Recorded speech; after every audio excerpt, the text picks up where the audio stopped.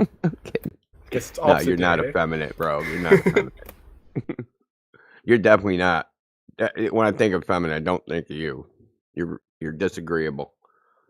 You ain't no bitch. That I am. I'll agree to that. You make me look bad. So where are we on wraparound? Are we on wraparound? Yeah. Dude, like, wraparound? Pac-Man Earth? Hell no. Yeah. I It's can't either get that into or Globe Pac-Man Earth. Boys. No, no. You wish.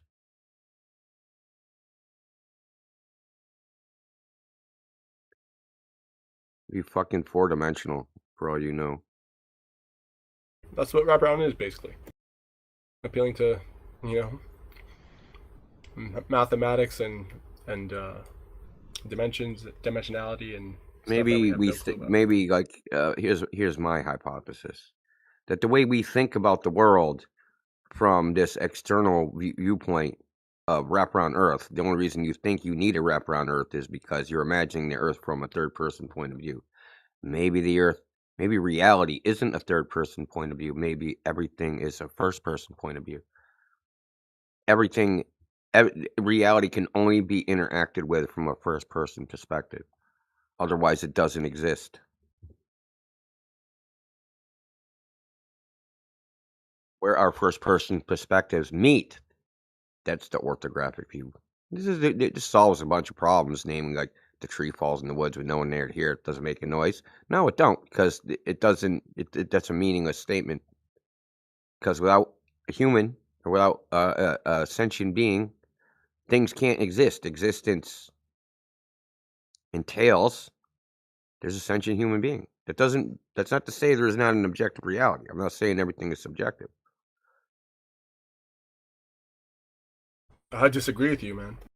I don't know, man. It definitely makes a sound if it falls in the forest. I never see deer or animals under these trees, so they're making sounds. Anyway, man. So If a tree falls in the woods with no one there to hear it, does the deer run away from the tree fall? had to have. Otherwise, it would run from us.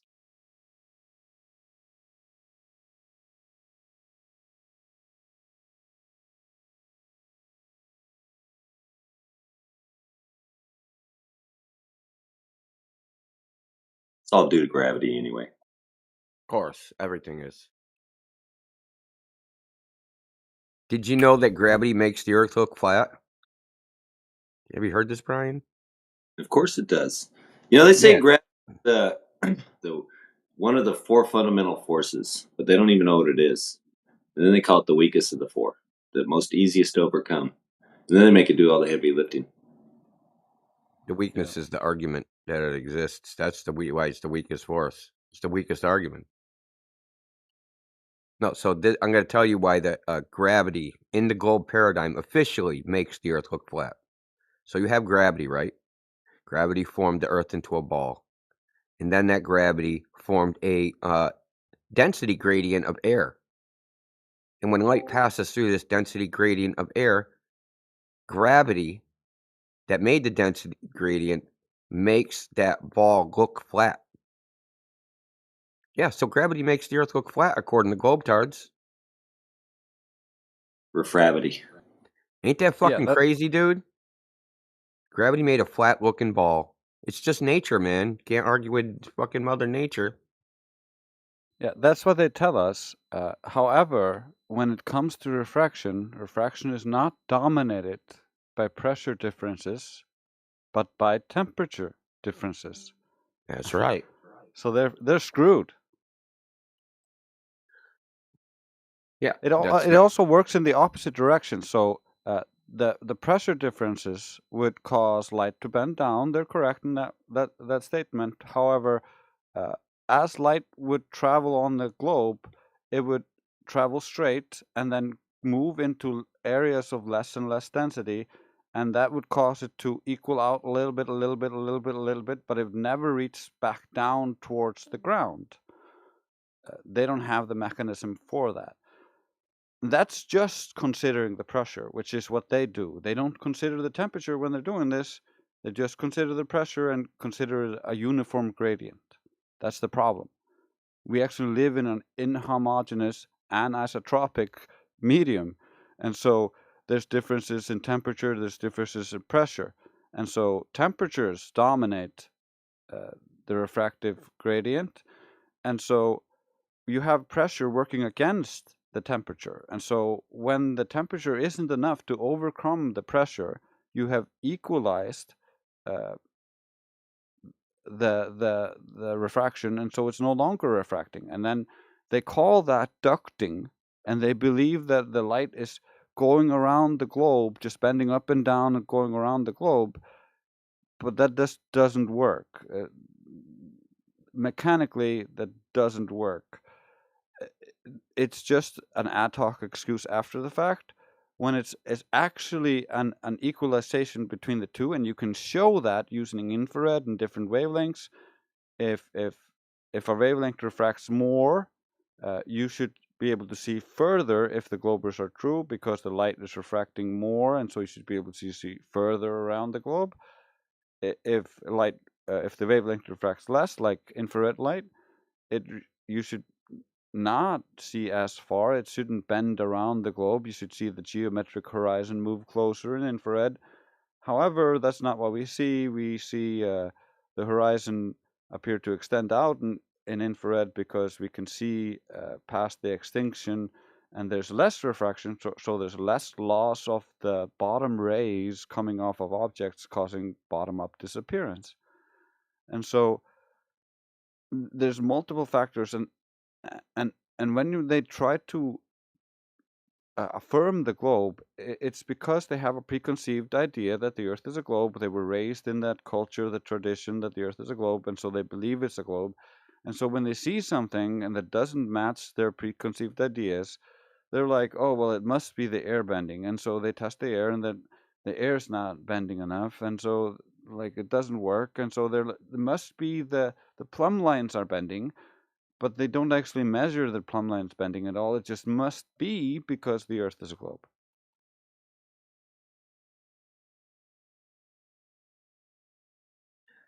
Yeah, it's got to be a globe. That's why when the Earth looks flat, that's a globe proof. Everything you see is a globe proof, no matter what it is, even if it says it's not a globe.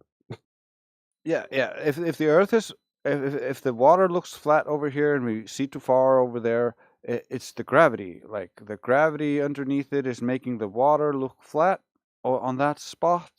But then you move to a different spot. Oh, well, it just looked flat on that spot. They keep extending it, the gravity is with curbing the water and curbing the air, but it's curbing the air in a way that makes the water look flat. The water that's under it, that's also curving. It's fucking so stupid. Yeah, and it's only curving the air to make the water look flat. If you look at the density alone, just the pressure, not the temperature. And so that's and it's mainly because the preconceived idea that the Earth is a globe, and so when you shoot the laser out straight, the Earth is supposed to be falling away from it, and so it carries that curved imagined air around with it, and so the laser beam is always traveling up into those lesser densities as a consequence. That's why it's stacked on assumption on assumption on assumption on assumption, and that's why it has to be a globe. Yo, so I was talking about the Earth being flat in that main politics channel, and they levied an accusation against you guys. They said you guys are too scared to go into the politics channel. They asked me, how come we never see the guys down here, like up Will there? they talk about this topic I don't know, in there? Their own people, huh? Will they talk about this topic in there? Yeah, we're gonna get booted. Talk about flat Earth. I defend it from time to time, maybe once every 2 visits or so. I mean, that's not a bad idea. If they want would. us I didn't know we were welcome. Yeah, we're willing to go and talk to them if they want us up there. He's saying that you guys are scared. They're welcome to come down here and be like, bros, you want to come up and talk to us about flat Earth? We're willing to listen. We'd love the opportunity. I'm not gonna go up there and get abused and just have them play the mute game. I'm not gonna Yeah, do we're not that. gonna we're not gonna force our views upon them. If they want to hear our perspective, we're willing to share it, but we're not forcing it upon them.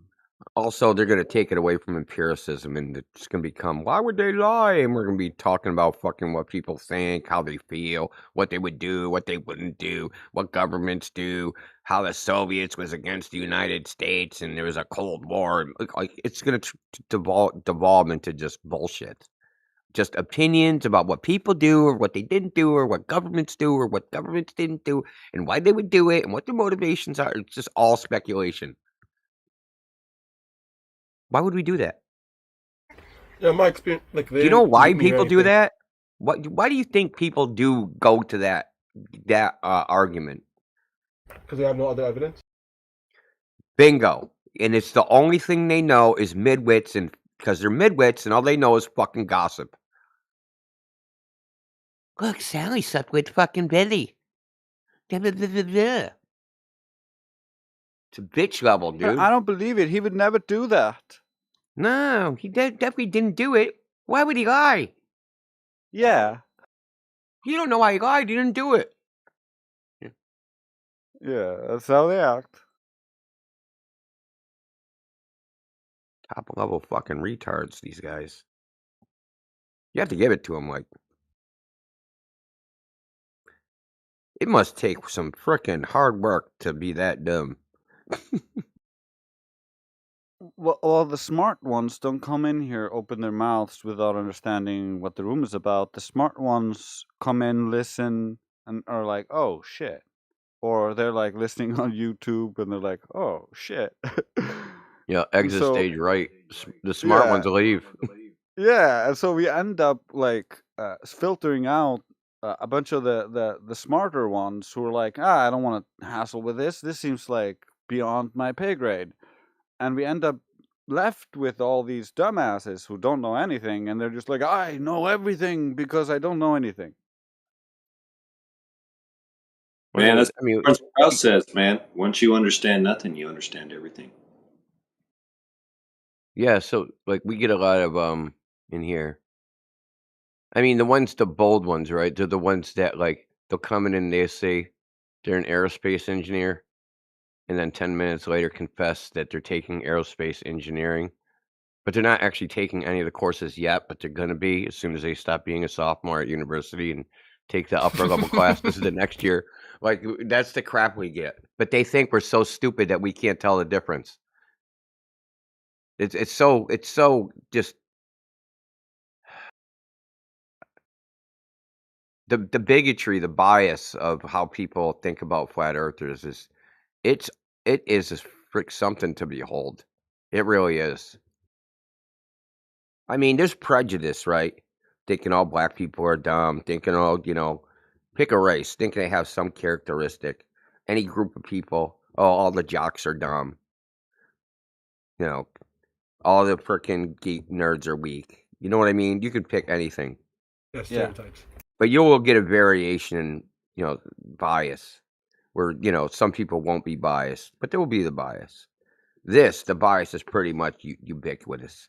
I'd say maybe 1 out of 1,000 people come in here with no bias, with no preconceived notions about flat Earth, with no preconceived notions about flat Earthers. Like, would that come here with a blank slate? Yeah, it's very rare.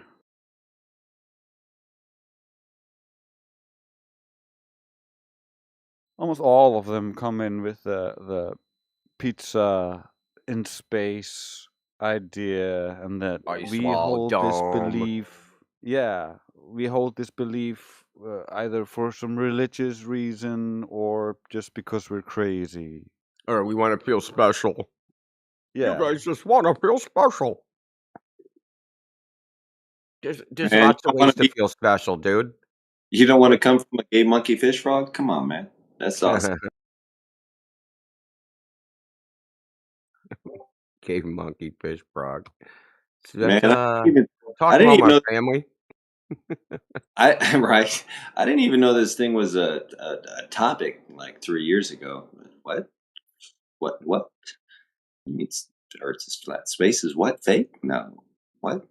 What? Oh, I And get you gay. so hard. It's And been gay. over 10 years for me, bro. So I was that guy, man. I didn't get all. That's why I say, man, these fucking people get mad. What are you so mad about? Because I don't agree with the science that can't prove anything? It's a bold stance to take there. I mean, come Yeah, on. we had someone quit the other server. I said, "You do know that science doesn't prove anything." He's just like, "What? Do you hear what you're saying? I can't take it. That's it." And then he left the server. The whole idea that science, like, he's obviously like probably like a high school or something by the way he was talking before that.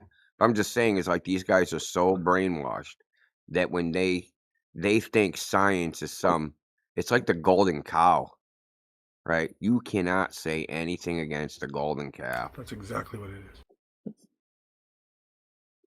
Yeah, that's why it's so much better to talk to a little bit educated people because they at least understand because they've been further in the education that they don't teach it early.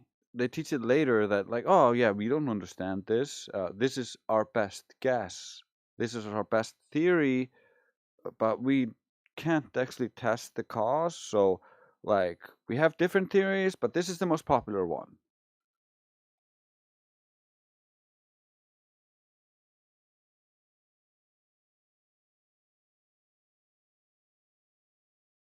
Once you talk to people who've gone through education, uh, you get a little bit of a different response, especially if it's in their field. If it's in their field, they're like, yeah, you're right. There's all these different theories, and we actually don't know these parts and those parts, and you get a really interesting conversation. But when you talk to someone outside that field, they're like, well, I believe this is all correct, and I believe all this other stuff. They don't understand the nuances of the field. They never looked into it, and they don't have interest to look into it. They think like it's enough just to have faith in someone, and the consensus belief, supposed majority belief that's publicized. This is the same way that Project Mockingbird controlled the population by controlling what you see, what's the thing that you're taught. And so of course the majority is going to believe X when they're taught X. That doesn't mean X is true. X needs to conform to actual reality.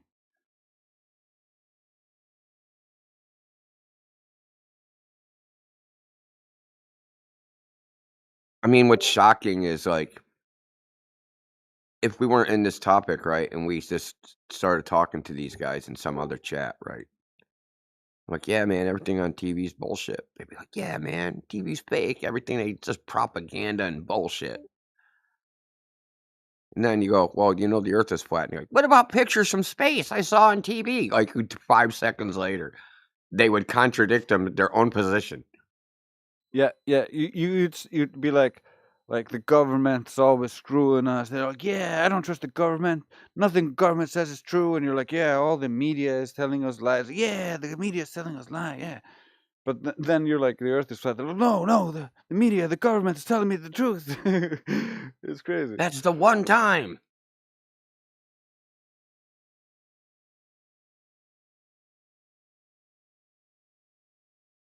It's just crazy to me. Like, I mean, you'd think that, like, we've talked to so many people, and we ask them, "How do you know the Earth's a globe?"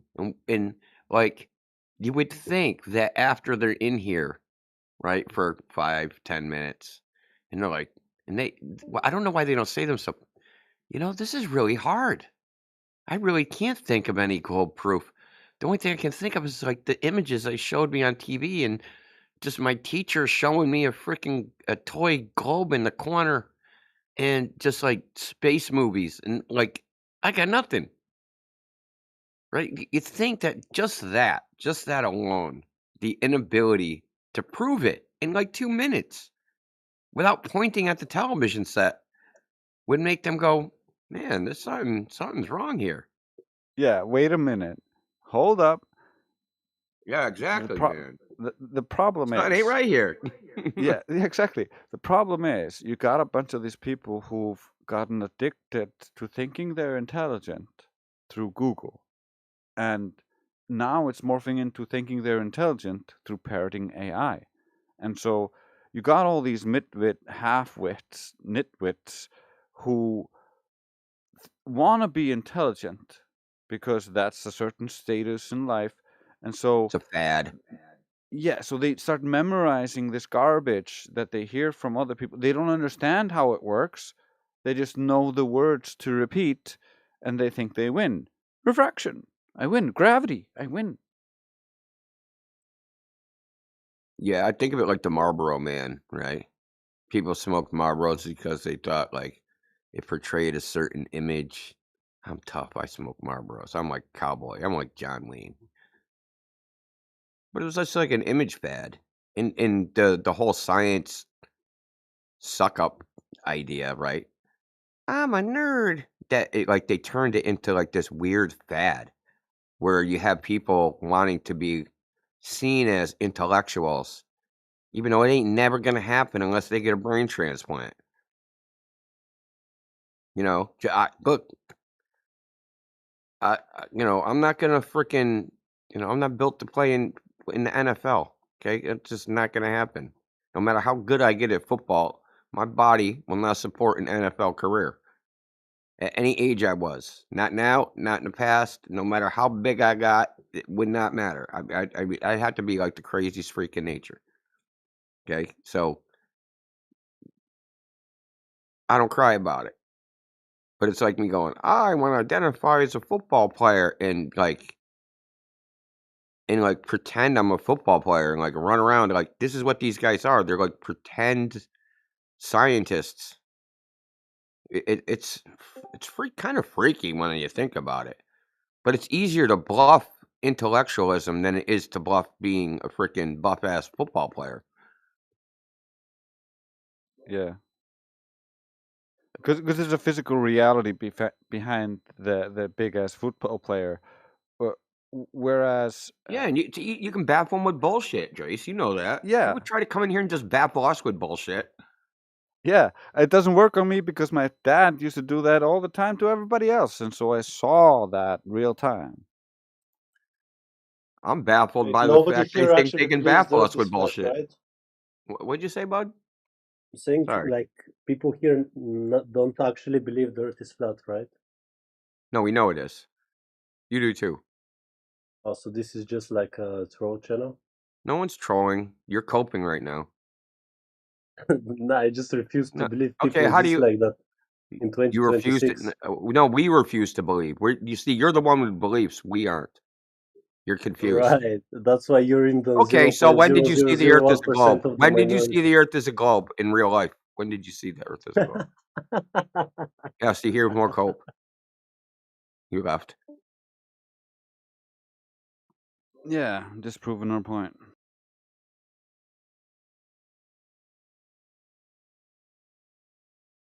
I've They never don't. been that direct, but I might do that more often. That was good. They don't realize the optics of how they're acting. They don't realize if anybody listens to our live stream, listens through these interactions, it's very easy to see. They come in with these preconceived ideas. They don't know what they're talking about, and they can't defend the globe, and it's so obvious to anyone with eyes or ears. Man, the first time I heard about this, back in like April of 2023, man, somebody said Elon hit the firmament. And I immediately said, what? What are you talking about? I didn't get mad. I didn't call him stupid. I'm like, what do you mean? What are you talking about? And he gave me some information. I came back for more. I don't get the anger with these people. I don't get it. Yeah, but that's a testament to your character. That's a testament to your intelligence of being open to exploring potentials, not being afraid of your beliefs being incorrect. The bigger your ego, the harder it is for you to actually accept that you're wrong, that you were wrong, that you all the garbage that you told some guy was wrong. Like, I used to be so into space. I used to tell people all about space. And so it was very difficult for me. Like, I spent like 2 months reconciling with the Earth being flat and then trying to find evidence for the Earth being a globe, something to prove that the Earth was a globe. And the more I looked into it, the more I realized, oh shit, all of my beliefs are contingent on this faith in this other people who supposedly proved it in outer space, and I can't prove any of it. And so at that point I realized it has to be a belief for me, and I didn't like that position. So I was like, I need to look into this deeper, and that's where kind of my journey began. Man, mine kind of began. I was watching, scrolling through YouTube, and came across this one channel that said the mountains are trees. And I'm like, this guy sounds crazy. Let me check it out. And I was like, if these things turn out to be trees, that's gonna just piss me off. And I was like, he was showing stuff, and I was like, that's a rock, man. That's what are you looking at? That's a rock. Then he showed a close up of some tree rings, and I was like, see, there's a tree. Then he panned out, and it's the side of the mountain. I was like, whoa. All right. Well, Yeah, that's one of the things that Flat Earth kind of gave the world. Besides just being like, it brings you back to logic, to empiricism, to actual basic natural science experiments. What can you actually prove, not just infer and assume is true based on your preconceived ideas, because you can assume a different thing is true based on different preconceived ideas. And so that's kind of what Flat Earth did. It kind of stripped away all the assumptions, and people went like, well, when and what is true? And so we got a bunch of people who went looking at history, who went looking at old architecture, and we got the mud flood conspiracy that was born out of this. The mountains are trees thing. Some of those ideas seem pretty compelling in that, like, some of those structures of some of those mountains look very similar to the structures of petrified trees. That doesn't mean it is, but it's a very interesting hypothesis. And Flat Earth kind of opened up the world to exploring outside ideas that weren't as as cornered in or boxed in by the mainstream narrative. We don't endorse any specific other theory. We're just focused on the empirical and the things that we can verify and prove. It's interesting, though.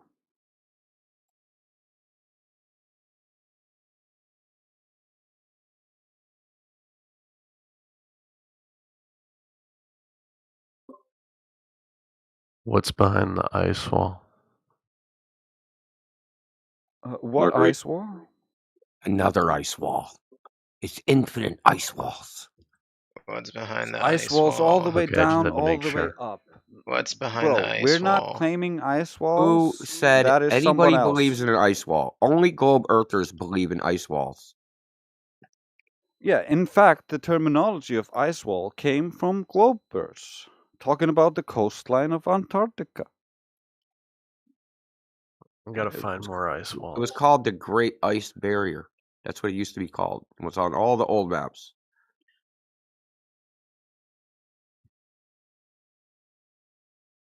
Yeah, it doesn't come from us. It comes from you clowns. So if you want to know why, ask a glober why there's an ice wall. I gotta get See, the behind flat it. earth you guys make up in your head, we don't believe in that flat earth either.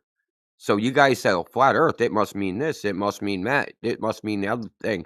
You make up a flat earth in your head. You try to take a flat earth and stick it in the heliocentric model and go, this don't fit. No shit, Sherlock. Square pegs don't fit in round holes. Thanks. You should So look up there is more Admiral, ice walls. look up Admiral Byrd. Eric Dubé told me there's an ice wall. Was he the top or the bottom? What? I don't know. You Well, don't maybe you know? should bring it We up were a with little him, drunk. maybe. Listen, I have not listened to a word of what Eric Dubé. None of us have. We don't listen to Eric Dubé. Why are you bringing him up? He's your king. He's number one on YouTube. What? I thought that was PewDiePie or somebody. I said he's your flattered daddy. Nobody even Sorry to knows who break he your is. bubble. You're just trying to guilt by association. It's weak. Yeah, we are not a cult following like you. You come from a cult. We used to be in your cult, so we understand and sympathize with you. But we are not a cult, and we do not have a cult leader. Eric Dubé has nothing to do with us. This channel. He's never even been in this channel. So here's the funny thing: you revealed your own psychology, Mansky. The way you think about the world is what you think is knowledge comes from somebody else, and it's given to you, and then you parrot it.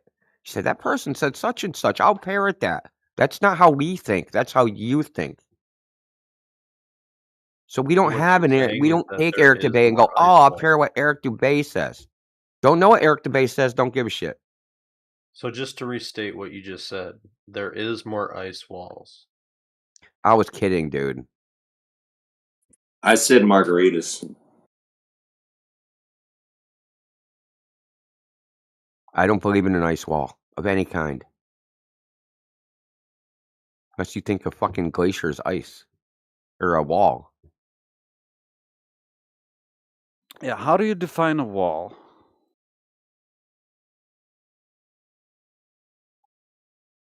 Is a cliff a wall? There's definitely some sort of something made of ice. Yeah, there's glaciers and cliffs at the coastline of Antarctica, and that was referred to as ice walls. That does not mean that we claim that. So attribute that to us is insane. Well, all I know is there's one guy, Captain Cook, whose specific purpose of his voyage was to find a way through the fucking ice and find an inland route into what they said was a continent. He tried to sail around looking and looking and looking for a way through the ice. And he sailed 60,000 fucking miles. Over 3 And years. didn't find out. Yeah, over 3 years and didn't find a way in. Okay. Now, the circumference of Antarctica is only supposed to be 14,000 miles. Well, the Antarctic race, the actual fucking coast is actually shorter than that. 60,000 miles is 2+ times the size they say the circumference of the Earth is.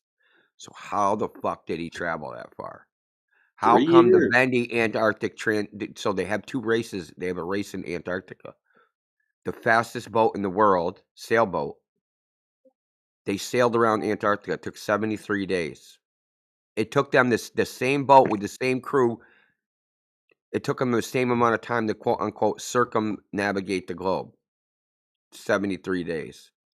It took the solo record for the Antarctica. Basically, if you do the calculation of them traveling the only 14,000 miles, they would have only been going 6 knots in a carbon fiber Yeah. racing yacht, which is That's like infeasible, right? You couldn't go that slow if you dragged anchor, okay? well, Because math is like a because down fake there it's called the concept. screaming 60s, right? So there's a gale force wind, meaning the 60th parallel. There's a constant gale force wind of like 30 knots constantly. Well, math is a fake concept, but like the ice Math walls is a are- fake. What does that even mean? What's a fake concept? So like 2 the plus ice 2 walls are equals 4 is a real. fake He's concept, He's a guys. math rat. There's no such thing as a fake concept. That doesn't even make sense. You got to give him some time It's to an warm up abstract. his brain. Okay, so Math's if math's in you an say this is a abstract. concept, as soon as you say that word, it's no longer fake. So you can't even say fake concept for it to even mean No, anything. will you say unicorn is fake? Well, Tell us unicorns the is a definition of magical. concept. Well, what do you mean fake? Yeah, They well, don't unicorn exist. is fake, They're right? not fake or not real. They don't exist. No, but like you can have a mental construct of a unicorn. You know, just like how Yeah, you it's a can have concept. mental It's not a fake construct of concept. number. It's a real concept. Have you ever seen number one in the nature? No, you made that number up. I didn't make the number up. It's a Yeah, representation you of. did. I made it Yo, up personally. So the number one didn't exist before I no, was someone alive. else made up the number one, and you No, they inherit made up that a knowledge, word. right? Yeah, so it's a made up number. It's a Yeah, concept. It's an abstract. It's unreal. yeah, I know. It's a metaphysical. It's a transcendental category. Yeah, I agree with it. It exists though. Just Yeah, not it in does the exist. doesn't exist in the physical world. Well, But it's do an you know what abstract. It's a does? mental The construct. ice wall. It's not a mental construct because mathematics would exist and the rules that apply to mathematics exist independent of the human mind. The ice wall exists independent of the human mind, bro. Your trolling is going to exist somewhere else. Oh! It's not trolling, bro. Why are you fascinated with the ice wall, dude? Wait, but if you think about it, it's a false concept. It's true. Yeah, you guys are fucking. No, we're making You fun of guys you, are dude. 30 IQ points away from being a midwit in the negative direction. Is that a physical or metaphysical concept? Or metaphysical concept. That's crazy. Chat, is this real?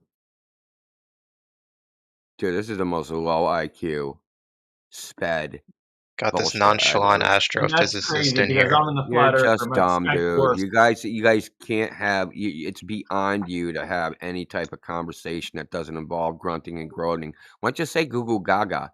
Did you drag your knuckles over to the fucking computer screen? Like Jesus Christ, man. Have some Sorry, pride. I got Have some homophobic freaking ears. Can you say that self-respect. again? Just have some self-respect, man. Have some self-respect. Have some self-respect. You're a freaking human. You're an adult male. You're acting like a fucking child. Fucking child.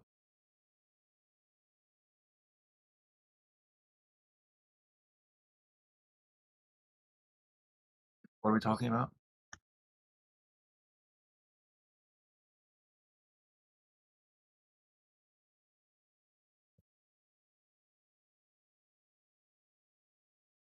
Hey guys, You can I what? talk to you about something? I'm sorry, go ahead. You just did. But I want to talk more though. Okay, what would you like to say? I just did this this ADHD test where they show Yeah, like a it's bunch. not topic. It's not the topic. Get on topic, dude. Want to try again? I do want to try again. Okay, so. Hey, that's not the topic. You But I and didn't your start butt yet. buddy. No. You and your butt buddy. You're not original. Not even mildly entertaining. You guys Niggers. are like amateur trolls. Oh my god, he said the N-word. Oh my Said god, that? I'm gonna faint.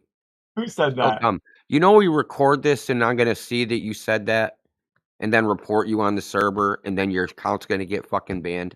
Why would you do that? Why would he do that? Because he's dumb. He's so dumb. It says YouTube bot right there, 24/7 live. That means this is recorded. I'm gonna see his name pop up and say the N-word, and then I'm gonna report him to the server mod team, and then he's gonna get his account kicked off this server, just so he can appear fucking. I'm an edgelord. I said the N-word. It's so stupid. Like, dude, like seriously, grow up. Like, whatever happened to self-respecting, like being a man? I mean, it's the best thing the Globers got. They don't actually have any arguments, and we've gone through that 1,000 times. It's I don't even know just if these guys logical are at the level of a Glober. fallacies. And so, if they're not intelligent enough to actually construct a logical fallacy, all they have is the N-word. I mean, I have a lot more than the N-word. I mean, I have like the F-word, the K-word. I'm sure there's. Yeah, I'm an N-word enjoyer myself, but I keep myself. Oh, you guys you just know. learned how to swear this week? Oh, that's cute. Fuck, dude. I keep it PG for the flat earthers. He called me cute. That's a great. I love that. I am curious what the K word is. I don't ask. DM me, okay? DM me. This is bottom barrel trolling right here, man. This is just weak. This isn't even trolling. This is them. Like, this is actually. Look, bro. If they were in a DM in a private call, they'd be talking like this because this is actually isn't trolling. This is their level. That is the most insightful thing I've ever heard your kind ever say. Your kind? What does that mean? What's my kind? My legal counsel has advised me to Dude, not answer that. The way these people think is What is sad, my man. kind? You think my PFP is me? You flurfers. That's what he's talking about. Yeah, fluffer. Yeah, good save, buddy. Well, it's better than Who? being fluffers like you two. Fluffers. You know what a fluffer is? I don't tell me. Google it. Don't tell him. I don't That's tell when me. you take a flue and you fluff the Let's penis. see if he has Get the it ability hard. to think for himself and do some actual research. Hey, Mr. Nate, I'm actually going to detain you if you don't change your name. That's such a legendary name, dude. That's my username on Rainbow Six Siege. So is this all of you? Is Or is anyone there else another here? one? Because I wanted to get you all at once. Is anyone else here Is there familiar any with more? the big slam? Yeah, I guess that's all you, all 6 of you, whatever it is. You get 5 booms for that. Boom, boom, boom, boom. Where's the other one? Masky, is this your crew, dude? Because you've been in here before. You should know better. I have a crew.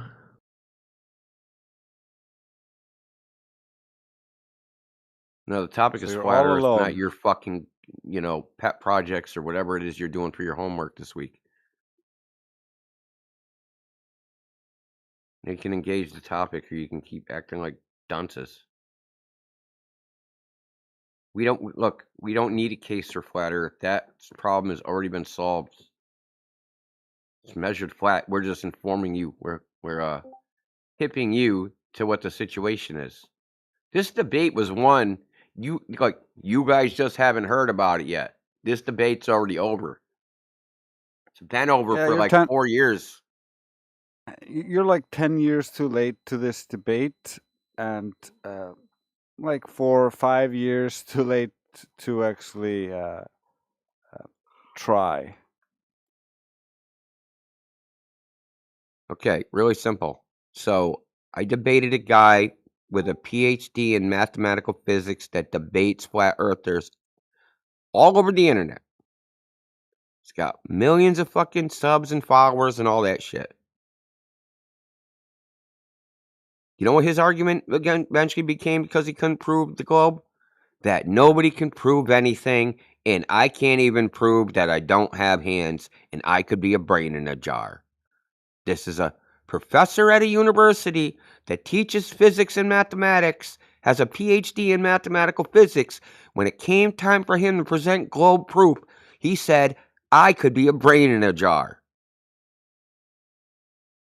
These are the people that you guys rely on, that you think have the proof that the earth is a ball. These are the people. But when pressed and they actually have to present the evidence, they've got shit. We've got all the evidence. And we're just here to tell you that and maybe rub it in a little bit. And the funny part is, like, most of the educated people or the semi-educated people end up in that place. They're a brain in a jar. Nothing can be proven, because that's the only way to ignore our position, because our position is empirical.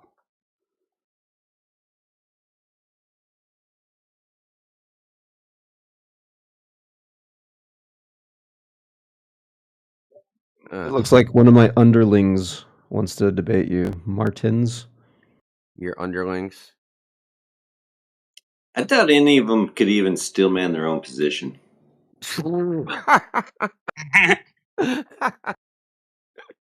Oh my God. That's so messed up, but you're probably right. That's so funny.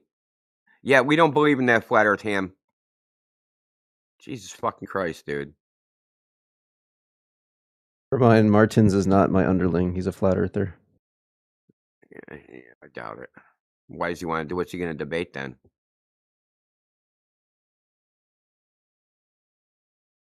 I know what underling means. I probably knew what it meant before you were born.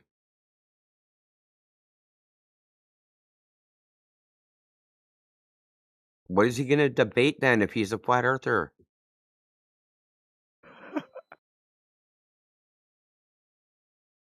I don't know, man. Should I entertain this? You bored? Anybody bored? He's gonna debate himself, bro. He's gonna debate himself in the chat. Think he'll win? He'll still lose. Yeah, he'll still lose.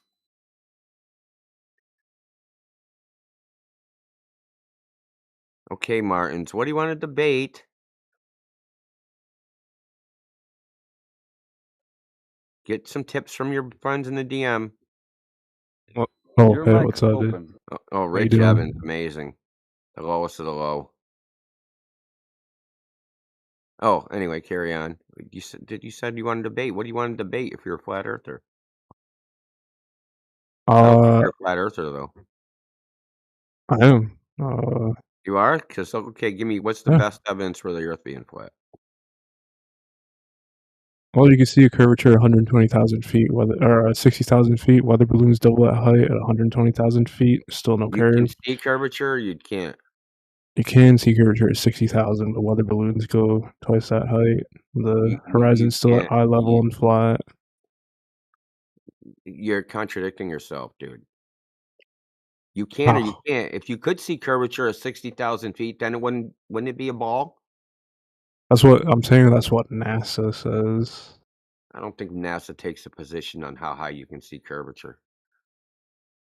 In They do. fact, They say you could measure curvature at hold on, 60,000. you can't measure curvature at 60,000, dude. Who told you that?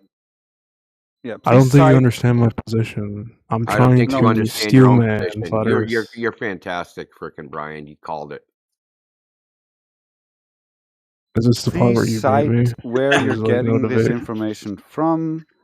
If it's NASA supposedly, please cite that information. Yeah, so we can want to look see at a it. source that says you can see curvature. Trying to go against what NASA says. No, we don't know that NASA says that. We want you to show us that NASA says that. Here we go. Fucking tag it. It better not be ChatGPT either.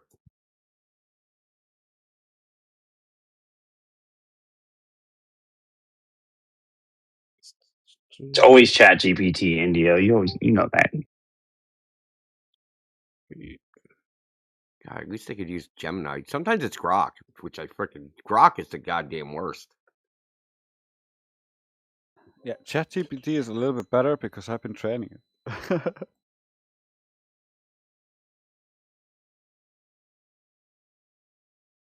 I've never lost an argument with an AI, and why are you asking me why it matters? It's his most. fucking argument. This isn't about whether NASA's truthful or not. It's about whether they said it. We're not testing the veracity of the claim. We're testing whether the claim exists at all, dude. You So people are fucking NASA.gov. stupid. Like I can't even believe how stupid some of you people are. Okay. So, on this link that I sent you, you scroll down to a paragraph. It says, on November 11th, 1935, the pair took off from the Stratobowl, blah, blah, blah, and ascend the world record altitude of 72,000 feet. The photograph showed the troposphere stratosphere boundary and the actual curvature of the Earth. So, like, let's round it off at around 60, right? Just to appeal to what they want, what they prefer is the truth. What I'm saying is round it up to 60. Are we rounding up or rounding down? Where are we rounding? Sure, round down. Yeah, let's round it to 60, just to appeal to their, preference of truth. So they didn't say that. Yeah, it says 72,395 feet. So that's where you could see a curvature in this specific. So you're only photo, off by 20%. Right? Fantastic. And rounding down would be about 70. Sure. But what I'm saying is, Close weather enough. balloons go to 120,000 feet. But I don't see the curve of the Earth in this photo, though. It just says it's a photograph showing laterally the curvature of the Earth, but I don't see the curvature of the Earth in this photo. Yeah, it doesn't make sense that you see curvature He's trying from to make that the height. argument, though. Just because you say, well, yeah, I guess his argument's they said it. He's saying you can go higher in a weather balloon, yet you don't see curvature. Is that what you're trying to say, bro? Yeah, I'm saying that weather balloons can go double that height and don't see curvature. I have footage that it doesn't like it's still at eye level and it's flat. Right, Well, that's my Yeah, point. even the That's my Chinese point. space station claims that the horizon is flat 280 miles up. Yeah, so this is what this is the point of contention actually, is that that's actually a globe earther claim, even though it's on NASA's website. That's probably just made, that website is probably made by some stupid fucking intern that didn't know what they were posting. Because if you actually do the mathematics of what it should look like, you couldn't see any up and down curvature. Because the horizon is equidistant in all directions. So how can it appear higher or lower? Anywhere. We see things in angles. Right? So the dip angle between me and any point on the horizon is one value. It's 10 degrees if it's anywhere on the horizon. So if it's in the image, the second pixel from the right, or the third pixel from the right, or the 20th pixel from the left, it's only going to have one fucking angle. Say 6 degrees all the way across. That means it's just going to be a flat fucking strip all the way across the image.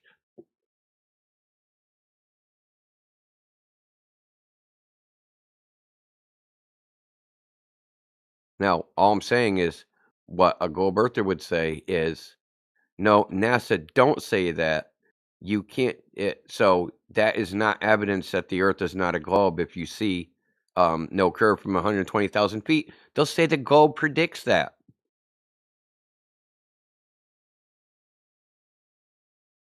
What do you mean by what do you mean the globe They'll say predicts that is a prediction of the globe, that you can't see curvature until you're. If you actually do the math, it's something like 1,000 miles elevation, Yeah, I mean, altitude. So what they'll say yeah, is, for sure. like, yeah. So what they'll say is like the Chinese space station Drace just posted. They'll just say, "Oh, you weren't high enough. See the curve. You got to be higher." And now it just depends on how hardcore the glober is. But we've heard all sorts of shit. Like fucking, they said a fisheye lens fucking makes curved lines straight, dude. They'll say anything. And just looking at something is not really dispositive, right? Okay. So we can look at railroad tracks, looks like they converge. We can't say, hey, they converge because they look like they converge. The visual information is just like it gives you like a gross generalization starting point.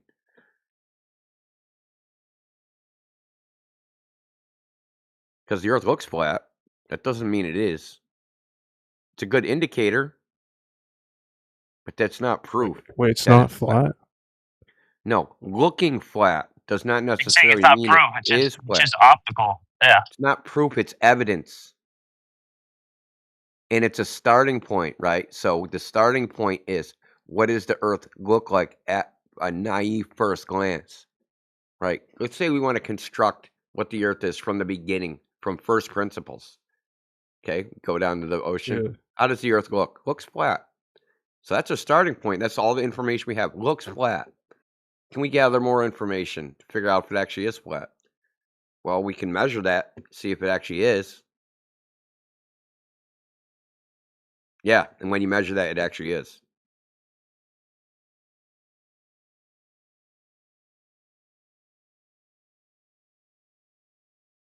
See, just looking, while informative, doesn't necessarily tell the whole story, because vision, there's a reason we make blueprints and, diagrams and things like that when we build things, is because we can't tell absolute sizes and distances just from looking at things. Like you look at the sun, the only thing you can't see, it doesn't say on it 93 million miles. It says angular size, 1.52 degrees. That's all you can say. Yeah. I have a question for you real quick. Yeah. Do you think without picking a side, could you visualize the heliocentric model and the geocentric model separately? You can't visualize. Well, are you assuming all the same sizes and distances? No, I'm saying personally, can you like whatever the globe heads Yeah. think? Yeah. So, okay, to scale. Well, like it doesn't matter if Visualize it's it to to scale? scale, like Because, no, like, like rationalize it, like understand it, I visualize it. understand the globe better than any globe earther alive. I don't really understand your question. Are you saying can we differentiate between the He two thinks models? like that. This is another thing. This is another thing. All you're revealing is that you think something about us. You think we don't believe in the globe Earth because we don't understand it. No, we do fucking understand it. That's why we don't believe it. No, I think most people do because that's what they've been told their whole life. If you grew up in America, They don't understand it. They have no idea. They have no fucking clue. They've never looked into any of the shit.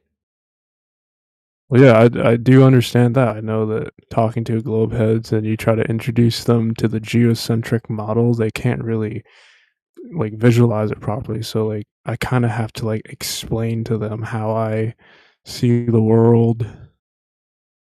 Wait, what do you mean, dude? It's literally kinematically equivalent. Yeah, there's no. Like yeah, it is equivalent. It just you know how like the seasons change apparently to the globe heads it's due to the tilt. Well, you can explain seasons change in the Earth model, just how the trajectory of the sun it moves in latitude as it circumnavigates the But Earth. those are the same thing. Yeah, Okay, that's what I'm saying. yeah, it's the same. It's the same thing. Seasons in and of themselves only denote because there's so what you're talking about. You have to differentiate these things because it's like a lot of this stuff has very sloppy terminology. So seasons, there's two types. There's astronomical, meaning the equinox, the solstices. Those are astronomical seasons. Okay, Yeah. but there's also the meteorological seasons, which are the changes in weather, temperature, wind, water temperature, all those things, which also happen. They correlate to the astronomical seasons, but they're not exactly following them. So it depends on where you live. It depends on the local geography. It depends on the local climate. There's a lot of other factors that determine the changes in meteorology locally. Now, they correlate with day length, right? So the longer the day is, the more the sun's up, temperature changes, yada, yada, yada. And there's some lag that happens with the local meteorological changes. But when they say tilt of the Earth, they're talking about the sun, right, reaching some maximum point in the sky, or in the celestial sphere. The ecliptic has like a maximum point, and then in the coordinate system, and then they're saying because it's not aligned with the celestial equator, the motion of the stars, the sun's motion is different than the motion of the stars. It's different by 27 degrees. Now but you're observing the sun different. Yeah. You're on Earth. You're looking up at the star.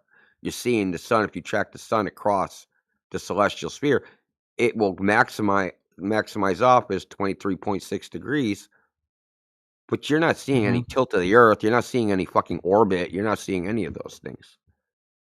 No, exactly. It just moves an angle of 23.4. That's you can actually see that on the analemma. It's like the trajectory of the like the ecliptic over each month, you know. Well, the analemma's funny. I don't want to get way into that, but I don't want to there's spell more that to it. out. There's more to it than meets the eye. It's asymmetric, in case you haven't noticed. It's not. Are you looking for like? Yeah, it's asymmetric. Yeah, because it depends. Also, Asymmetric depends in asymmetric in space and asymmetric in time. Oh, so you So if you look at distance? the months, how they're in the figure 8 are asymmetric. Right. Yeah. Yeah. Exactly. Yeah, I can see how the months are also correlated to that as well. But you can see how, like, when the sun's closer to the horizon, you could tell, like, that would be presumably December because technically it is a little bit further away. If you were standing in the northern latitude, for example, if it's close to the horizon at that same time of day and each month, then it would be December. But if it's like further, it was like ahead, further away from the horizon, that would be the solstice, for example, like the summer solstice. Whereas like the bottom of that number, that figure 8, it would be the winter solstice.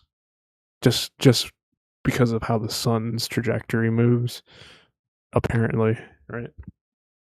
Yeah. I mean, so this is really the crux of all these issues when it comes to things like this. It's the coordinate system. Where's the origin of coordinates? And when we talk about the celestial sphere, the origin of coordinates is your eyeball. Yeah, your eyeball. It's not the center of the earth. It's not. It's actually your eyeball. And where Observer everything appeared. centric? No way. Yeah, amazing. Imagine that, right? Imagine that reality is actually observer centric. Holy Yeah, crap! You yeah. don't say. Well, that whole system, like the azimuth system, like using a distance and bearing, you could sort of translate that over That to a system uses a coordinate flat. system. That system Exactly, now yeah. uses a hemisphere, right? So it uses you're on the ground plane. That's the horizon, and you got azimuth and solar elevation angle, right? But where Yeah. to use this system though, you need to get the azimuth, you need the time, and then to get the solar elevation, you also need a time for that too. But to get your like latitude, you need how high is the celestial equator in the sky. If you know where that is, then you know your latitude. Right? Yeah, you gotta use They're the same stars and thing. the It's angles. but people conflate the thing. They think that somehow having a latitude means you're at a place on Earth that is just like has like some relative proportion to all these other places on Earth. No one's ever actually demonstrated that. All you know is see the freaking I see the celestial equator at 45 degrees. I'm at 45 degrees latitude. Really don't matter where the fuck you're standing. It only matters where it is in the sky. And if you know you're there Exactly. and you know the date, you know where the sun's going to be. Yeah, Relative to that fucking point, relative to that fucking celestial equator. You could be on the back of a fucking turtle. You could be flying on the back of a bird. You could be standing on your head. Doesn't matter what you're on because the model is observer-centric. It starts at your eyeball. Yeah. Yes. Dude, So Shane just did a presentation on that tonight, literally, on the terrestrial and celestial sphere model being conjoined into one, and that's what they call the WGS 84. Essentially, So Yeah, would you that's all it is, draw a dude. correlation that 23.4.6, right? Like where the sun goes, does that also, do you think the zenith, like is the sun the zenith of that 23.7 latitude celestials from the celestial equator, you know? Now, there's a see. This is where we get into like a problem with their model. Is there's like a discrepancy. I'm gonna brag. I discovered it. Well, I mean, kind of. Kind of. If you look at the equinox, so on the equator, when you're on the equator, right? How do you even know when you're on the equator, right? So, if you're on the equator, on the equinox, right? Sun will rise due east and set due west, right? Correct? Yeah, it rises in the east and it sets in the west. Yeah. Takes a straight line across the sky. Okay. Well, if you're on the equator, that means that day, the time the sun's up to when it goes down, that should be the shortest day of the year. Because the arc the sun takes there is no arc, it's a straight line. Right? But it's like a week later. The sun is going to be, say, north a little bit, and that's going to have an arc to it, right? It's not going to be a straight line, so it's going to take a longer amount of time to cross that, so the day is going to be longer. Yeah, that would be until it reaches the solstice, then it comes back. Exactly, and that would be the longest day of the year on the equator, and then it starts coming back, right? And how you can tell, right?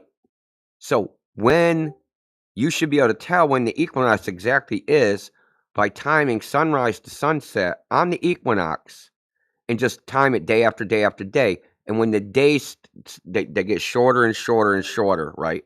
On the equinox, it'll be the shortest day. And then when the days get longer again, right? You know it went to the other side, right? The southern hemisphere. It crossed over your head. and went to the southern hemisphere, and days are getting longer again. Well, that fucking shit don't happen. Well, that's if you're standing at the equator. That shit When don't you're at the happen, dude. equator, In the real world, that don't happen. no, it doesn't. But like So that's the thing. if Like you it's the shortest if you day. go on time and date, the shortest day of the year on the equinox. Same with SunCalc. The shortest day of the year is not on the equinox. It's in April. No. It's in April. Yeah, because check that out. we're depends where you And are, right? no, I'm talking about on the equator. On the equator, it's April. Well, yeah, Yeah, wouldn't that be it's the it equinox? should then? be. It should be, but it's not. That's what I'm trying to tell you. It should be, but it's not. And then on the vernal equinox, which is the September one, should be the September one, the shortest day of the year is August. It's like August 21st So or isn't something. that just this is precession? then? listen. This is why the analemma is asymmetric. Because those 2 days, those shortest days a year, that is when the fucking sun is in where the analemma crosses over. Where it's the center of the figure 8. Yeah.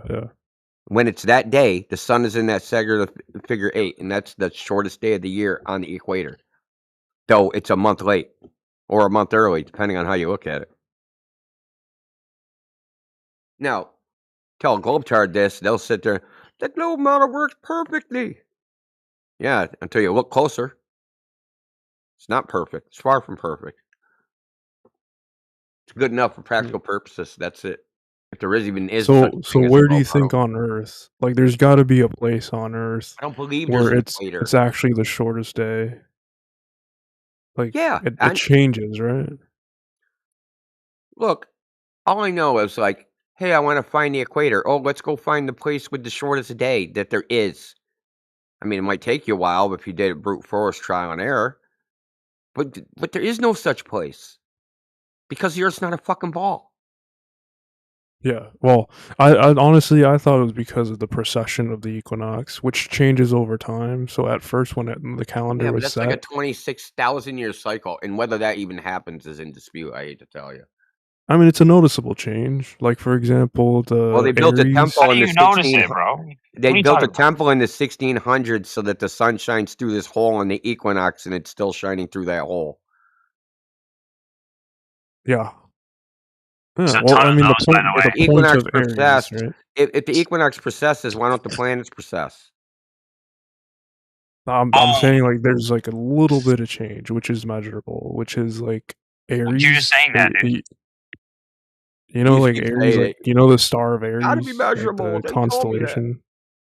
You know the constellation Aries?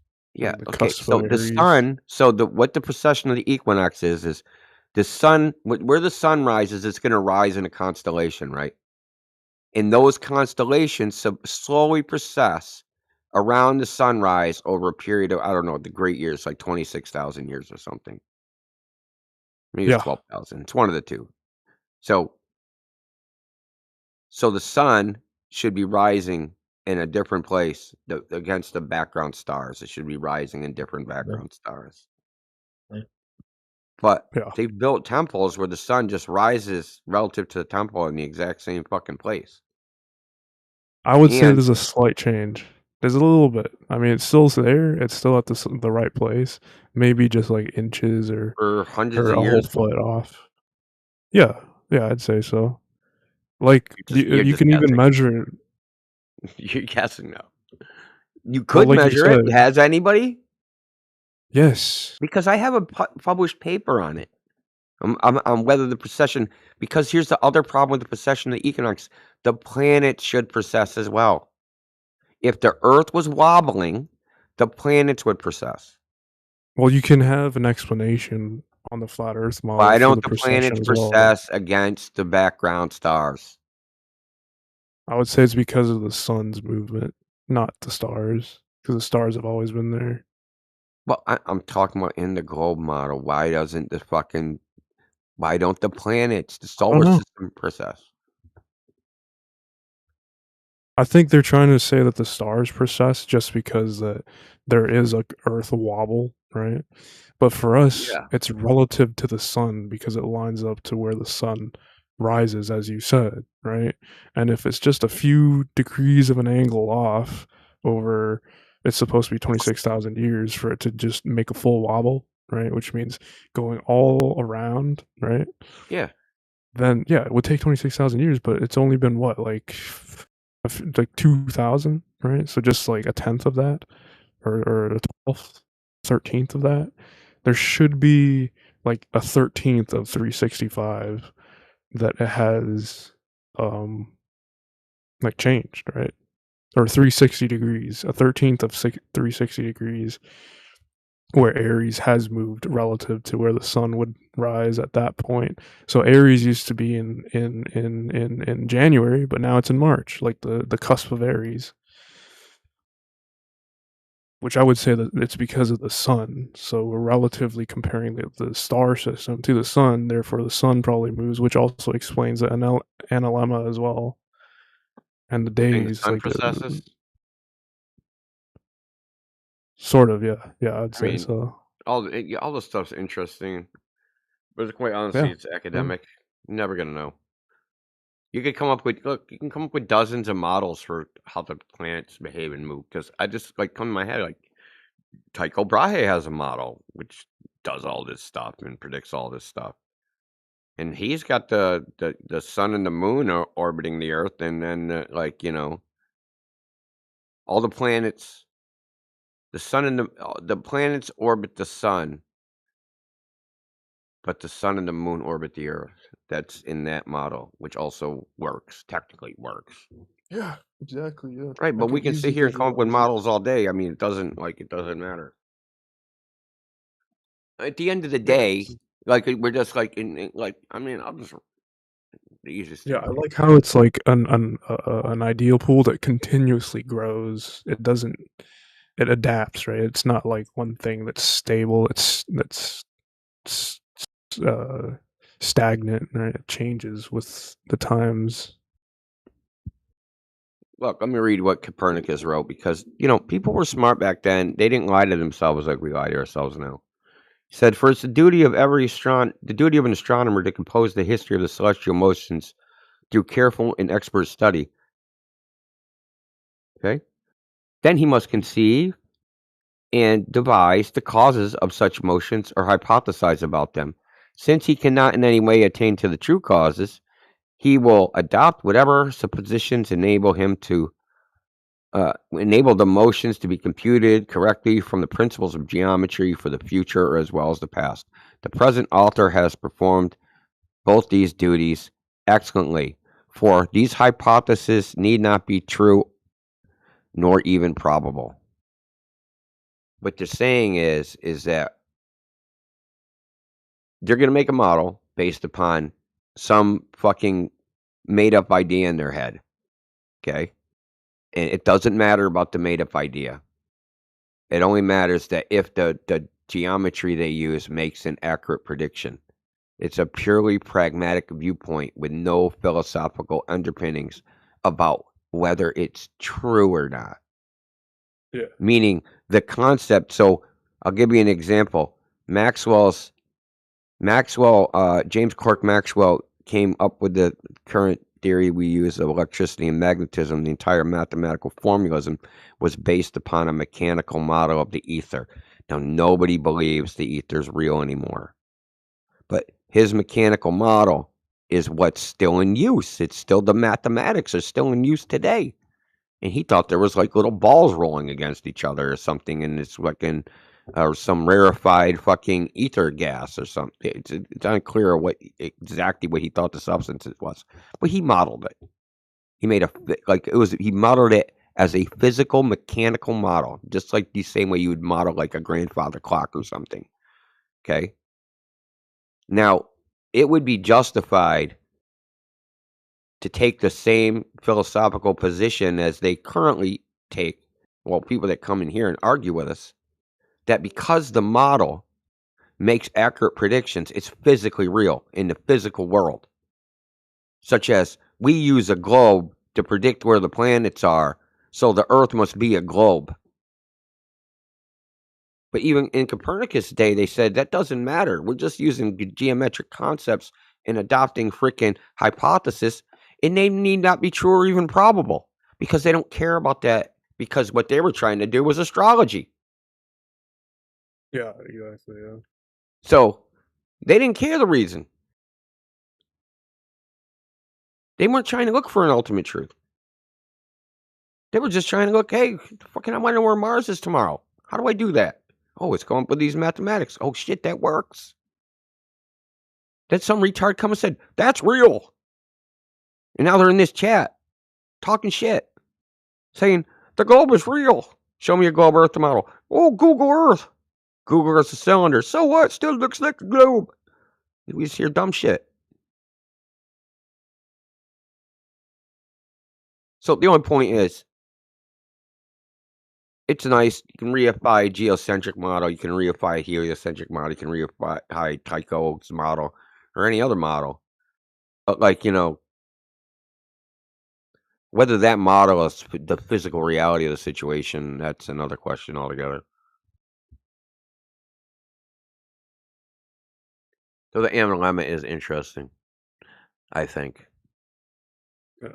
I think there's some Honestly, clue yeah, there. I didn't I don't know know that, what it honestly. is. I didn't know that the equinox at the equator was not the longest day Yeah, look on time and date, or the man. shortest day. Look, go down the time and date and look for the day that it changes, right? So you'll be able to see day length, right? And the days will get shorter. Like in the fucking in the spreadsheet table. So you look at the table, it's shorter, and then it'll start getting longer. The day it starts getting longer when it does the transition, that's the shortest day of the year. Right? Obviously, it goes You down mean and back like the up. So that's the duration? low point, right? That's the local minimum. Are you saying like the duration of sunlight at the The equator throughout the years? day length, meaning sunrise, sunset. Sunrise to sunset, how long the sun's up. Because the day length is based upon how long the sun is in the sky, right? And how long the sun is in the sky is based upon the arc that it takes through the sky. And the arc that it takes through the sky is the shortest on the equinox because it's a fucking straight line. Mhm. Don't make sense. Not my problem.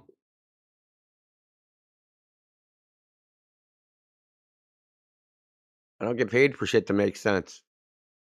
I don't get paid for, well, I don't get paid for anything in here, but I should be paid for pointing out things that don't make sense or inconsistent or freaking contradictory.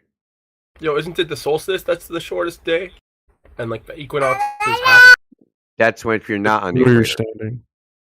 Yeah, it depends where you are. It makes you wonder how they found the equator in the first place. How did they know they were at the equator?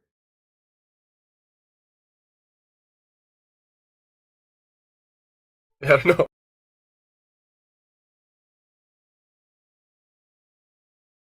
That gets into the metaphysical / philosophical, though, Indio.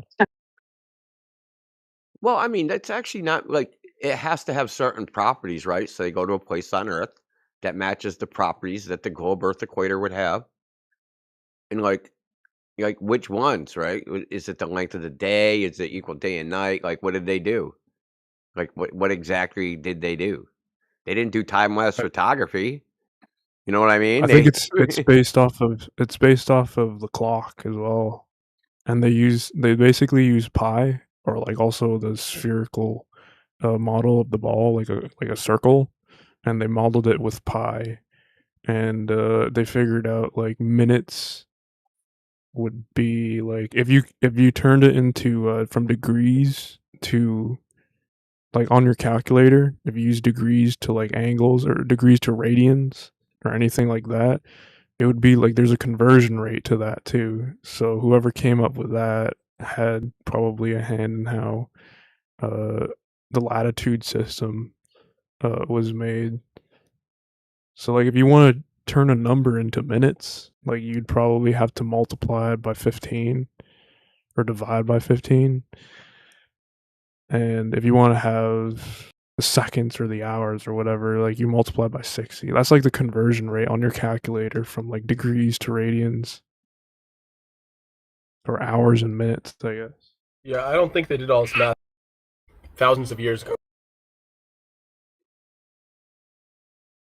The easiest way to know where the equator is on the March and September equinoxes, the sun is directly overhead at noon along one continuous line on Earth. So that's the equator. That's why it's so hot. So the sun is pounding it. Round and round we go. There's no seasons at the equator. That's why it's always hot and tropical along that exact line. And then also you can tell because of the bulge, so it increases in curvature, and then as you leave the equator and start heading south, the curvature starts to dissipate slightly. So that's physical demarcation of the equator. So one single latitude is perfectly symmetrical. The equator is that is the equator.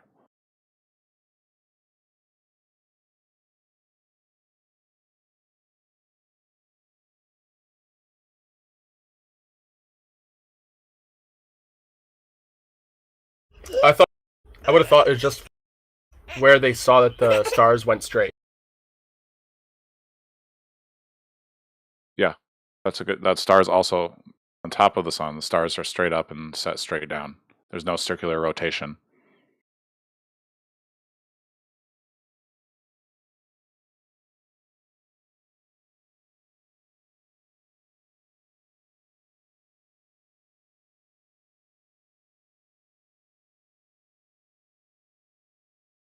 So that's how we knew it was tilted, because everywhere else on Earth, the stars trace a tilted arc.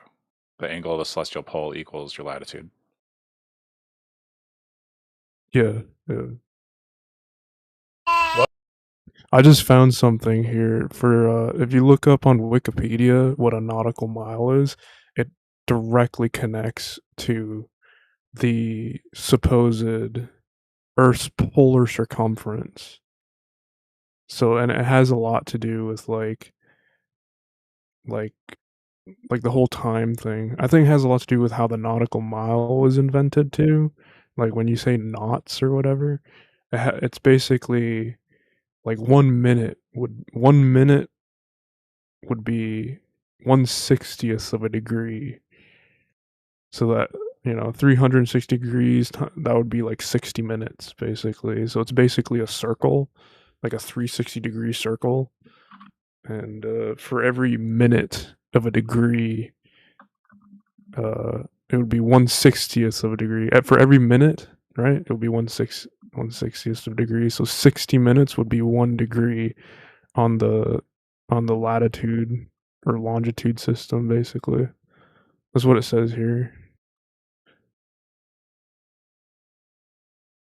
So the derived unit of speed is the knot, 1 nautical mile. So if I go into this, they'll tell you how they came up with the knot, the origin of the knot. They use a chip log. Basically, they tied a bunch of knots on a rope, and they went at a certain speed. And those knots are certain distances away. I don't know how they chose the distance between each knot, but the rate of how many knots go into the water would on a ship would assume how many knots in an hour it would be. Like here, this is the that sounds like a derivation. I'll just post it. I probably can't explain it that good. No, I've heard it before. Like the knots on the rope. It sounds like a gimmick. That's how they did it. So I'll just post it if you want to read it.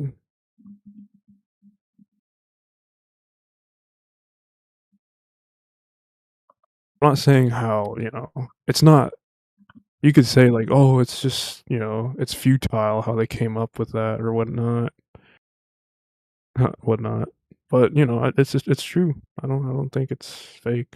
This is how they really did it. No, I'm saying like the system of having knots in a rope, it's probably something that they used in on individual ships, but I don't think it was some standardized thing between, like I think each ship just tied a knot, tied a rope with a bunch of knots, and the first mate related to that's just how it was. Yeah, dude, the intricacies of navigation, this for the sea in the air, bro. That's that goes into why it's important to trick the public into thinking, you know, about your worldview. Like they gave us a worldview, said everything's already explored. This is how it was done, but the true history of it is wild, dude. Like, Yeah. Dude, here's the thing that I was talking about, how it's called a chip log. It's right here. Common log, ship log, or just log. Navigation tool exactly. mariners use to estimate the speed of a vessel. So here's the history. A nautical mile instrument that measures the speed of a ship through the water are known as logs. The nomenclature dates back to the day of sails when sailors had attached a piece of lumber to a rope knotted at regular intervals off the stern of a ship. Sailors counted the number of knots that passed through the hands in a given time to determine the ship's speed. Modern sailors and aircraft pilots still express speed in knots. So yeah, maybe this is how they came up with it. I don't know how accurate it is, but that's the history. You're exactly right. It was literally knots were a physical knot that you used to determine their speed, and it just stuck. So at some stage they would have had to standardize the distance between the knots. Specific thing to each ship. It's not like they had radios or walkie-talkies or anything to share like the quantification of what a knot was, to standardize it. It was never standardized. But that's the whole point of the knots. The knots was a standardized number that they use. So like for example, ship number 1 has his knot interval 2 foot apart. Ship number 2 has his knot interval 3 foot apart. Ship number 3 has his knot interval 8 foot apart. Them sailing and doing their drop test is going to give different readings. So at what point and how, where and when was this standardized? Because at the moment it's a cool story. Yeah, and it was effective for that individual ship. Like if the captain wants to know how fast they're traveling, the first mate would say like 3 knots. Why would it was never standardized? They wouldn't have used this idea that 1 nautical mile, 1 knot equals blank. It's just something that was agreed upon later. It's relative to the ship, right? I see what you're saying. That's how it started out. No, it's not relative to the ship. It's relative to the guys doing it. Was there a port somewhere with markers on the ground that says, this is how far you must tie your knots?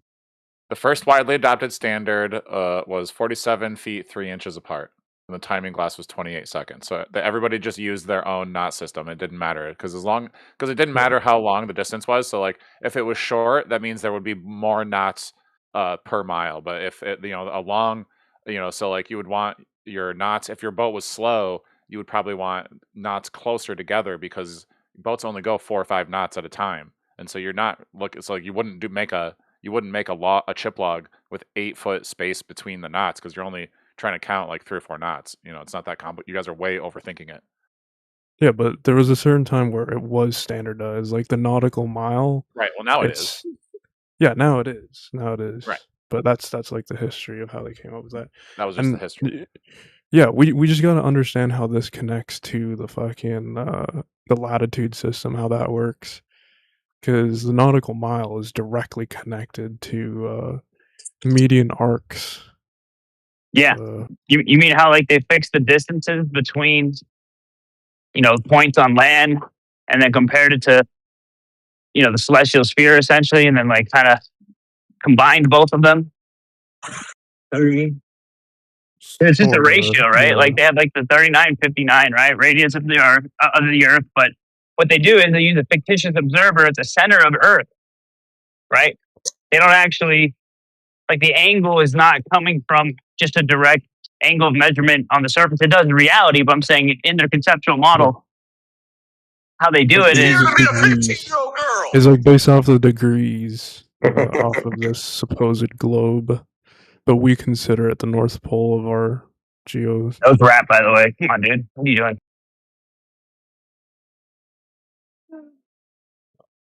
Sorry, bro. Maybe the equator is probably not even like the actual celestial equator, so they're just kind of assuming that is the true. So who knows? No, it's all an abstraction, bro. It's a conceptual model that's useful for things like celestial navigation, finding out, certain certain times when the tides are low or high, according to where the moon is, etc.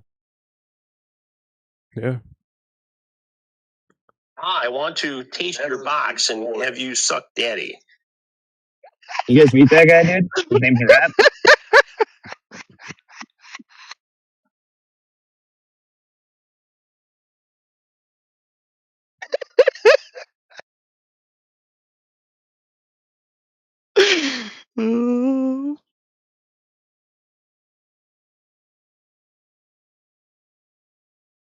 Don't you love when hyenas enter the chat to ruin a nice combo? Guys, how far away is the sun? 93 bajillion trillion miles. Almost as far away as the moon. I need a specific number. 93 trillion bajillion miles.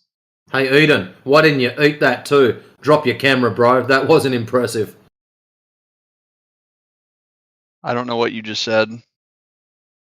You picking your nose. What are you trying to impersonate McToon and the other clown that likes having a good dig whilst on camera? Can you say that one more time, please? Sorry, your mic's messed up, bro. No, it's not. There's nothing wrong with me, Mike. It's you that's messed up. Maybe it's Turn just your accent. camera Sorry. off. Maybe it's just your accent. Okay, turn your camera off. I take You myself little out. shrimp on the barbie. All right, you're a clown. Bye, Ian. Matrix, are you gonna let him talk to you like that? I think that was kind of rude to mute him. Maybe he just had an itch in his nose and he was just trying to relieve himself and he forgot that he was on camera. That's not the point. What's the point? The point was he was told to take the camera off. Are you trying to body shame him?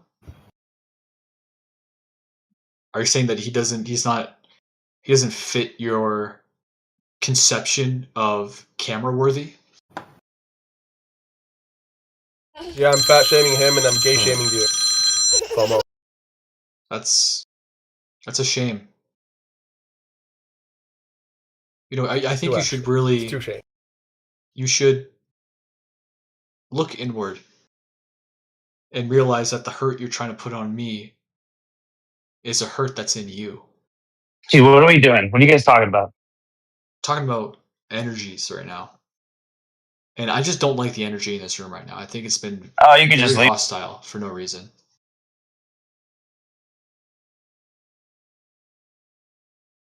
Okay, why do you think you're on a spinning water ball?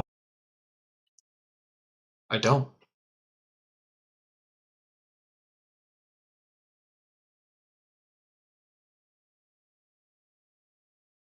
We're all inhabiting an energy array. Everything is about energy transfer. Everything is about vibrations. And I think if we all understood that we could all vibrate together and harmonize our frequencies and achieve peace. But you guys want to draw lines, flat lines, and divide between those who believe the Earth is a globe and those who believe the Earth is flat. There are bigger problems at stake in the world. It's not about whether the Earth is curved or whether the Earth is horizontal.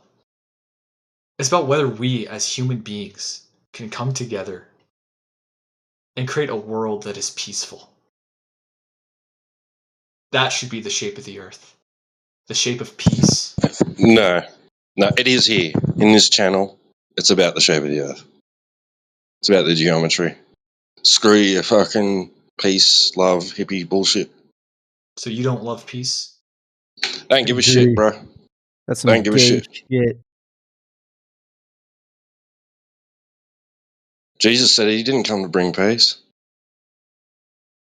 Blurfers must be punished. That's right.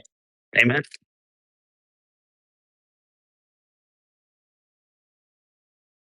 He said, I came to bring a sword. And what was that sword? Was it a sword made of steel? No, of course not. It was a sword of his words that he spoke to all of humanity. And the reason he said I did not bring peace is because the expectations of peace of the Jewish communities he was preaching to was that he was going to stage a military overthrow of the Roman government and establish a new kingdom in Jerusalem. That is the peace that the Jewish people were expecting. And that is why Jesus said, I did not come bring peace, but a sword. The real peace. The real peace. Did I get moved comes from into when the we wrong all channel or something? What the hell is this shit? sit down together as brothers and sisters. Okay, brother. Earth's flat. The shape of Earth Nope. It's a is globe. the shape of peace. Don't you globe on TV, Mansky. Go watch more TV. Why do you carry such hatred in your heart towards Who do I those? hate? Clearly, you hate Globers. Clearly, you are a bad. You're very bad at determining people's internal emotional Well, state. no, that's why you all gather together, because this So is a yeah, safe you're gonna space. tell me I'm specifically saying that is not my emotional state, and you're just saying This no. is a safe haven for you and your brothers who believe together in the shape Who of the the flat fuck Earth. are you? And Who died and made you boss? what that This tells guy's me, definitely Sabbath. No, I what listen. that tells Fuck me you, That is Goose. some cult. Look at Dick. Fucking go piety signal somewhere else in some other stupid channel. Probably fucking humping a wafu pillow right now. Brother Indio, please see the way. Like, what the hell? That What guy are we? sounded as What are we insensitive doing? as Eric Dubé. Dude, you guys are very magnanimous. Oh, I like Yeah, that please. word. I don't know how to use it in context, though, Indio, Indio. What is that? it's not about the What does that shape of mean? the earth, but about the shape of the heart. Is your heart flat? Is your heart flat? Is your heart level?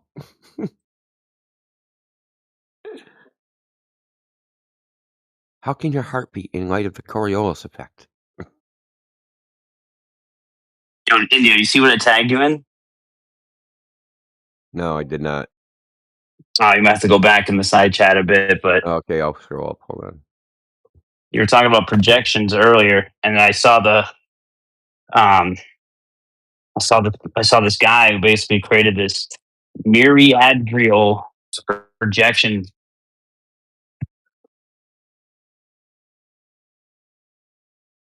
What was that adjective? Myriadrial? That's it, but basically it's the Greek word myriad for like an innumerous amount. Yeah. Yeah, of projections. That's pretty cool looking.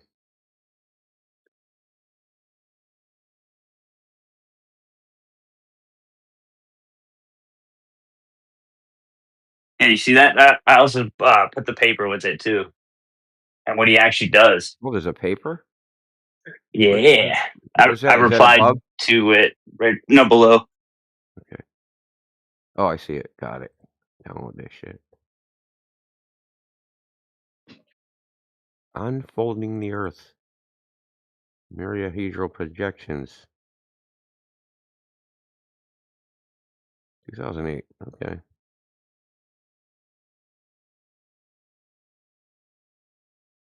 Yeah, some of these projections are wild, dude.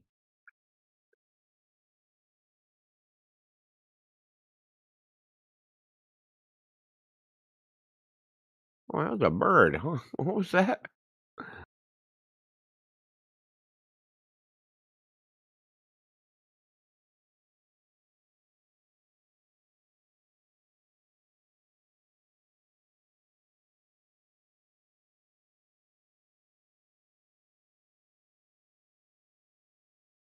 Dude, that was a cool ass projection. Dude, it was like all coastlines on the externally.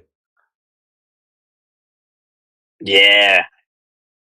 And then if you go down in the paper a bit, it shows how he does it, like what he defines it. So it says it says gradicular projections derived from a 5-degree graticule, 2,592 polygons. And then you got cylindrical, conical, azimuthal, 2 hemispheres, azimuthal, polyconical. And then he does polyconical projections from a 1-degree graticule. And those look crazy, dude. The icosahedral projections as well, which is all like triangles essentially. I'd like to see him do this with the celestial sphere. Dude, I know. I was thinking the same thing. That would be weird. Dude, look at and then he does like another type of mesh using the Give the Joe software? Bard and Leafer. Yeah, it's software. Well, I don't know if you can get it. I tried to get it, but I think the link was dead. Well, you could probably get freaking one of the stupid AIs to recreate it, right? Hey, make this fucking thing he used in Python. Oh, that's a good idea, actually. Thank you. I was actually thinking about searching archive. You know, they have old software hidden. You might find it there.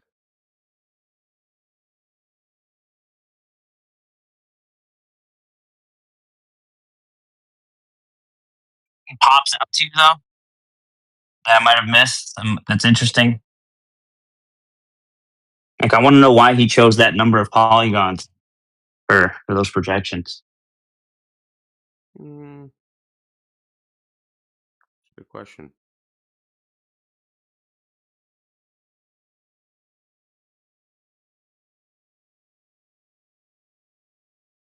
Sorry, I'm boring the chat with like nerd shit. My bad. They can suffer.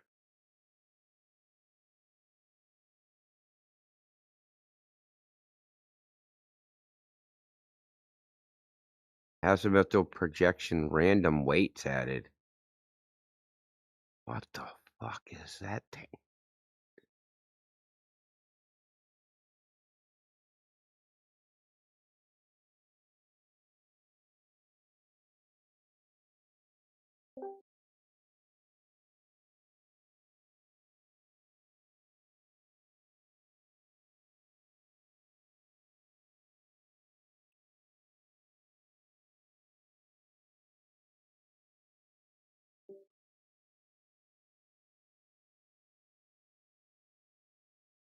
You still keeping your website up to date?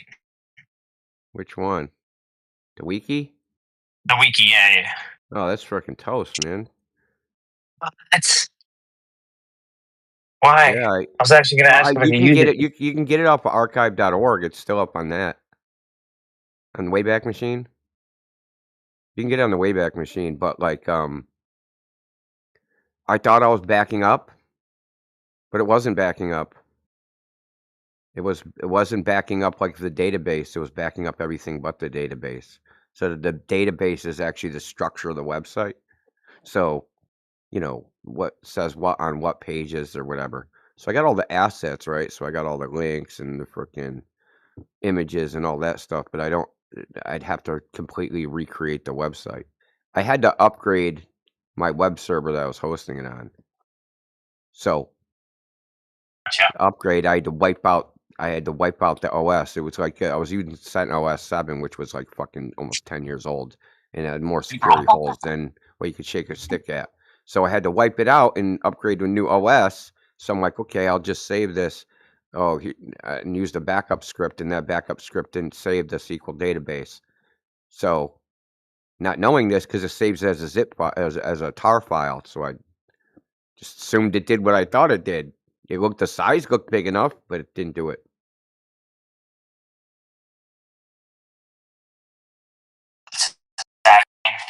Yeah, that was a bad hit. I was actually talking with somebody. I think I'm going to recreate it, but I'm not going to recreate it as a wiki. I was going to say, you could definitely recreate it. Maybe you should make an Obsidian. Or maybe even a web project. Yeah, I don't know how, like, the format I want to recreate it in. I mean, I'll do it in Flash. No. Dude, how cool is Flash? Dude, they had to get rid of it, man. Flash was so there cool. was some really cool Flash websites. Yeah, it's too powerful. Anyway, always good to talk to you, Indio. Yeah, let me know what you think of that paper. If you find anything useful, if you find the reason why he uses a certain amount of polygons, that would be awesome. Because like trying to figure out like why is that an arbitrary thing? Like, that seems like it would be important. I don't think it's arbitrary. I think it correlates to the degree of the graticule. So the smaller the degree, the more polygons. Oh, I see what you're saying. 4,800. What did he start with though? What was his original? What was his reference image? Like Google Earth or something? Like where was because if these are projections of the globe, what globe did he start with? He obviously didn't start with a physical one. He didn't like scan a physical globe into the computer. He says he projected the globe on a polyhedral mesh, label edges as cuts or folds, and unfold the mesh. Yeah, which We globe? assume that the faces of the mesh. Yeah, right. True. That's what I'm saying. Which globe was it? The WGS 84? Was it one of these other datums? Like which globe did he use? The blue marble. Looks like he used the fucking Mercator map. See if there's any reference.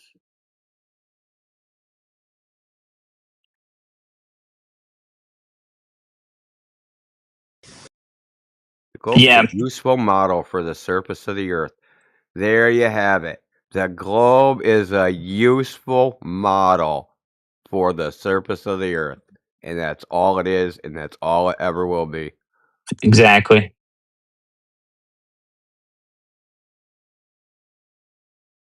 I like what he says here. He says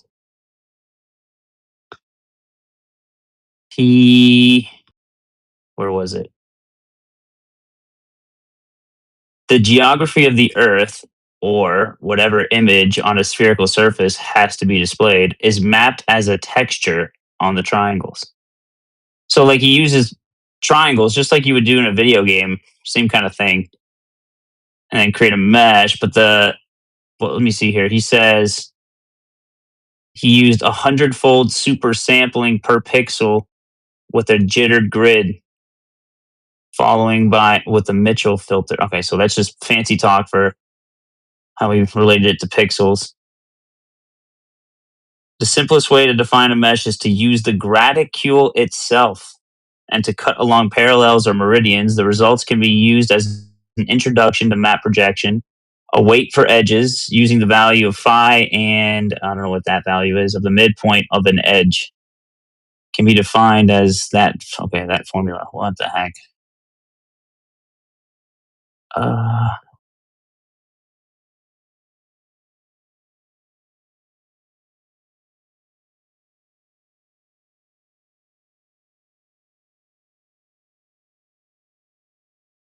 Yeah, so I mean, the purpose of this is to basically find out which projection has the better representation of the four things that happen with maps. What is it? It is, he lists it,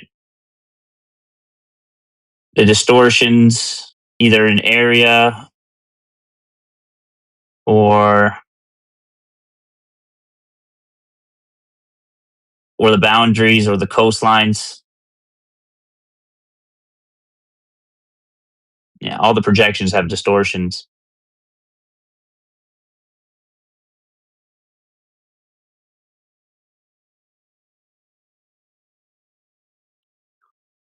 It's quite clever what he did. I know.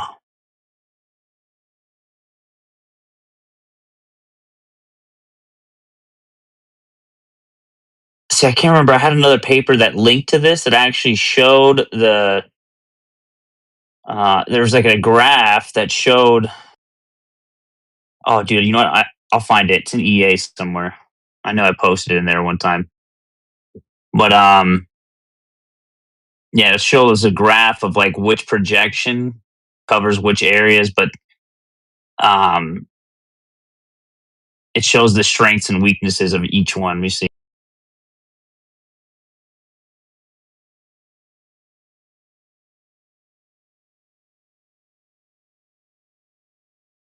Well, I think all of the globe projections are basically based on the sky essentially. So Yeah, they it are. does. That's what did you hear us say asking like they were saying it would be cool if he made us celestial sphere version of all this, where he took a celestial sphere and then did these all variations of projections with stars. It'd be fucking pretty dope, I think. Yeah, it would be really interesting. I don't think this is new. Because like they say that the most accurate map or whatever is that Japanese one with all the tetrahedrons, all the like triangles. And this is basically like, it's Well, for a while it was the you just double-sided went into disc. smaller little, meshes or whatever.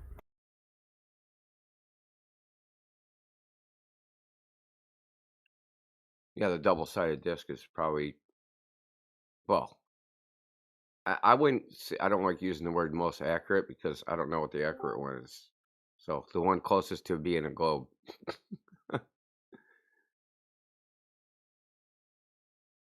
Right. Yeah, it matches the best to the globe projection. Yeah, basically. But we can't really go out and verify all of the small intricacies and the distances.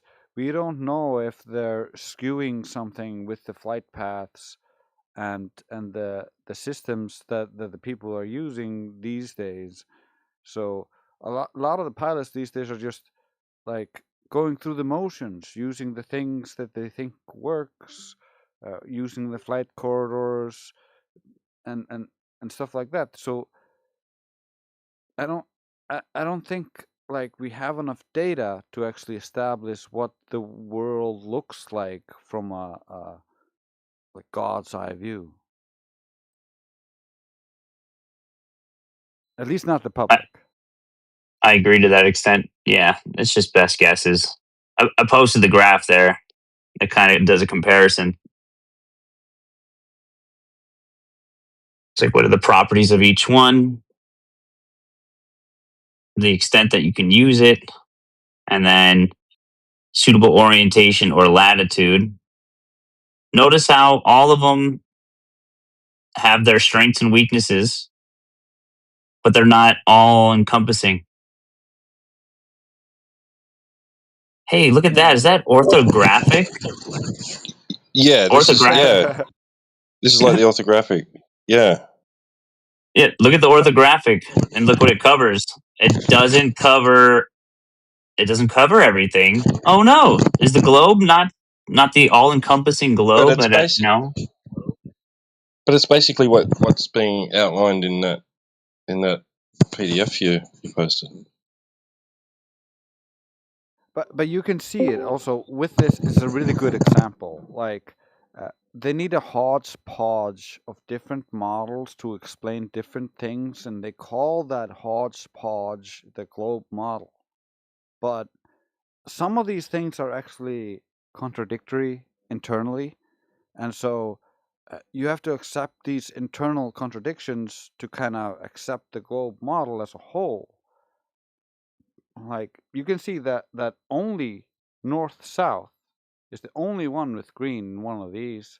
All of the other ones don't actually explain that, and that's what GPS is based on.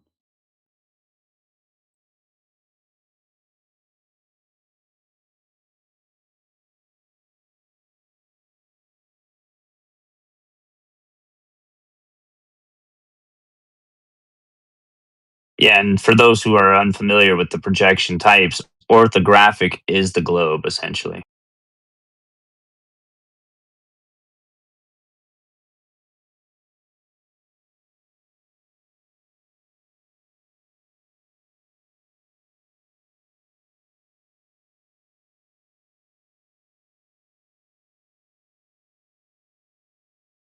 It also makes perfect sense why they use the orthographic in terms of the representation of the celestial sphere, because where does it keep in context? The equatorial, mid latitudes, and polar. What's it say? Polar / circular hemisphere and continent or ocean. And then what does it keep? It keeps the true direction from perspective, aka celestial navigation. That's why they use that. And they Yeah, say, "Oh, percentages like it. Yep. Wait, which one are you talking about? Look in the orthographic section. Yeah, the orthographic. Yeah, because like the cool thing about that is you can slot in the like repeating parts, like so that it basically is like a multi-dimensional repeating plane. It's like looping. Yeah, no, exactly. Yeah, once once you've used the essentially the sky as the map, you can reformat the ground in however ways you want to create all sorts of projections.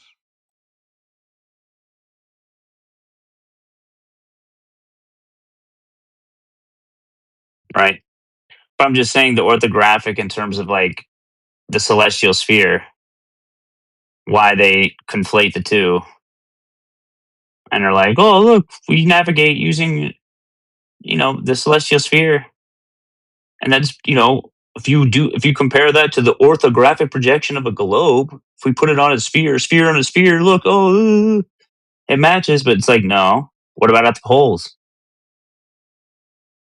Doesn't match it all encompassing wise, which means you can't equivocate the celestial sphere and the globe in terms of the perfect conceptual sphere, because that's not what Earth is, even even in their paradigm. It's also orthographic doesn't quite actually consider the perspective change. It like they say it perspective here, but orthographic is devoid of perspective. It's a side-on profile where you have the sizes of object be constant regardless of distance. So that's antithetical to perspective. You can draw out perspective on a plane in orthographic view and try to describe it that way. And that's why they use orthographic to try to conflate it with perspective. But then when you're doing that, you're using a flat plane. You're not using a curved surface. When you're dealing with such distances, when you're thinking like the building should be this much below the horizon, blah blah blah.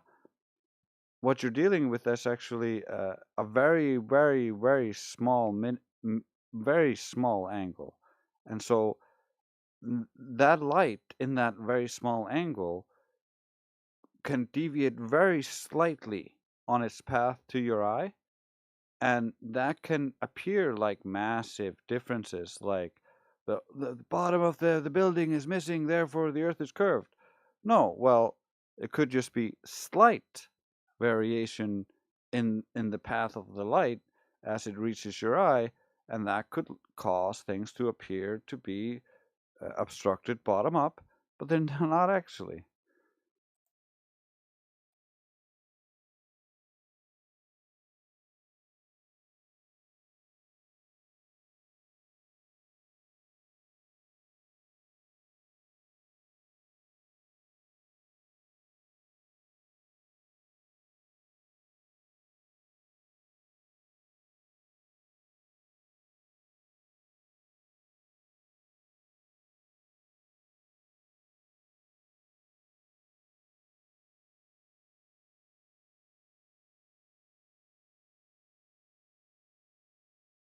All these people in the chat is dead.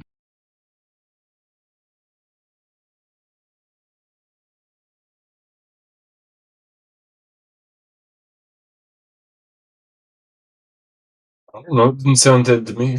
Discussing stuff. Good job, guys. Staying silent until he left. What's up, Matthew? Hey, how's it going? I know you're a math guy. Just kidding. Somewhat. Oh, there it is. Matatrix posted it. Yeah. I was trying to find mine. All those different projections. Look at the one I posted right here. This one that I posted, that's an area preserving projection, by the way. So when you preserve the areas of land, that's what it looks like. Interesting. Just so you know, the name's Matrix. Oh yeah. I'm retarded. Sorry. Don't worry, I'm not offended. I've heard worse. Everyone can be a little retarded at times. It's the ability to understand that you're being retarded and correcting yourself. That's the important part. Yeah. My apologies.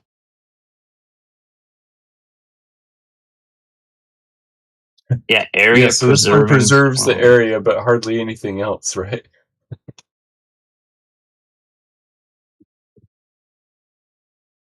Right. It's just interesting. Right, yeah, it is. Yeah, I like the thing that Matrix posted at 57 past the hour, all the different projections. So many different ways. Because it's all based off of the spherical coordinate system called the graticule. Yeah, I guess I would assume, I would assume so. Different projections.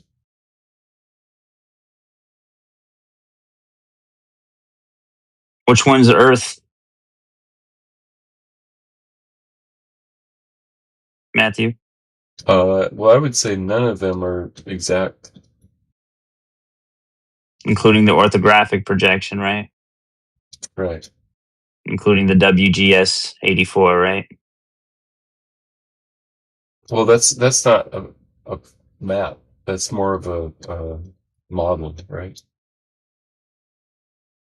I mean, it's a celestial and terrestrial combination. The terrestrial sphere and the celestial sphere basically sharing a z-axis, and then that's what combines it into that projection or whatever. But that's the globe.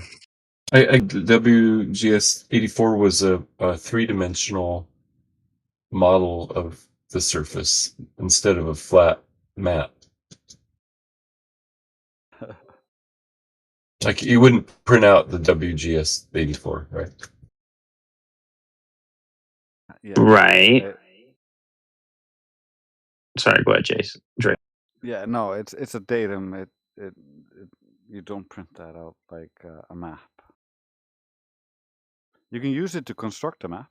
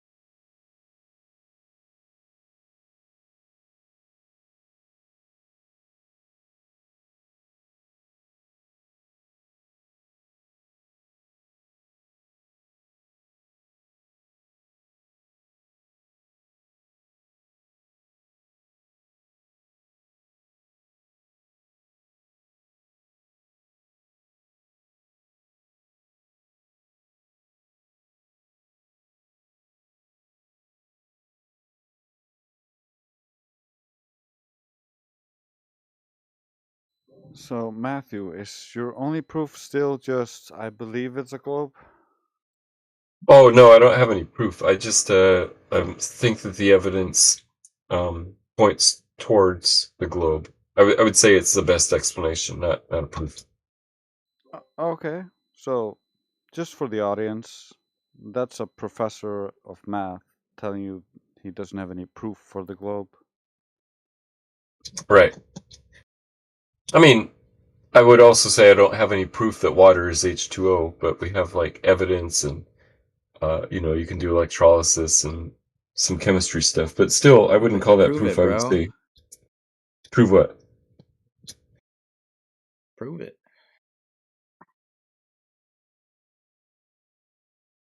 He just admitted he can't prove it. He believes there's some evidence, and we've gone over that over I'm the just years. kidding. I'm just kidding with Matt. I know he said it's Yeah. the best explanation is the scientific one. I know. Yeah, it's the best explanation for the observations like sunsets and moon phases and seasons and eclipses and all that. Well, that's your opinion. You believe it's the best explanation. However, in my opinion, if the Earth isn't curved, assuming the Earth is curved in the explanation is a faulty logical premise. Well, yeah, we're not doing logical premises. We're not doing deductive arguments here. We're looking at different explanations. We know. But in that case, it becomes the worst explanation. Oh, really? You have a better Yeah, explanation? exactly. It becomes the worst explanation if, for instance, you go out and you assume the Earth is curved, and you go out and measure the surface, and the surface isn't curved. Then the explanation that relies on the surface being curved is naturally the worst explanation because reality itself objectifies. Well, yeah, I mean, I know I can't prove the globe. I'm just here reporting a belief of mine. The globe has the best explanations.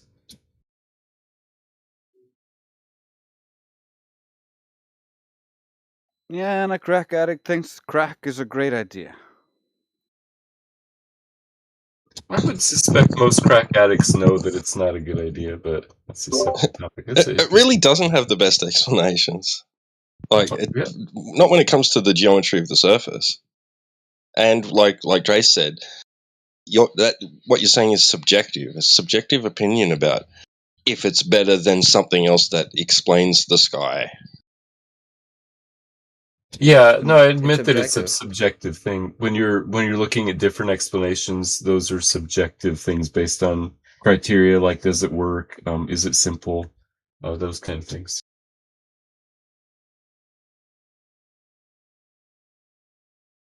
So, does it work if the claim is the Earth is curved and the surface is curved at this rate, but then when you measure it's not curved at that rate?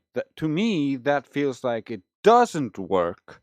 So, I don't get where you're thinking it comes from. Well, yeah, I would agree with you if you could do a direct measurement of the surface of the Earth, but I just don't think you can. We have these things like laser tests and stuff, but those aren't direct measurements, and they're subject to other errors. I understand. We understand that light is subject to refraction. However, the globe presumes that when you see too far, light is being bent down to allow you to see too far. We know that wavelengths refract at different rates, so wavelengths that don't refract as much as visible light should then not be able to see as far. Do you understand this premise? This logical premise? Yeah, like visible light versus infrared might refract slightly differently. Is that what you're saying? Yes. Yeah, that makes sense.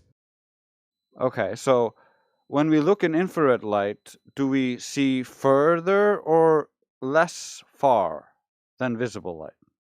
I guess it would depend on which way the light's refracting, right? Up or down. Exactly. So when light is refracting up or not up or down, because if it refracts up, then there's a point where it doesn't refract up or down. Can you show me an instance of the geometric horizon where there's no refraction? I don't have much actual data. So you have no evidence to support your belief that there is even a geometric horizon. Yeah, not the type of evidence about light in the horizon. My evidence is more like sky phenomena. Yeah, your evidence is belief in how the sky phenomena works. We all understand this. Right. Yeah, However, that's the main reason.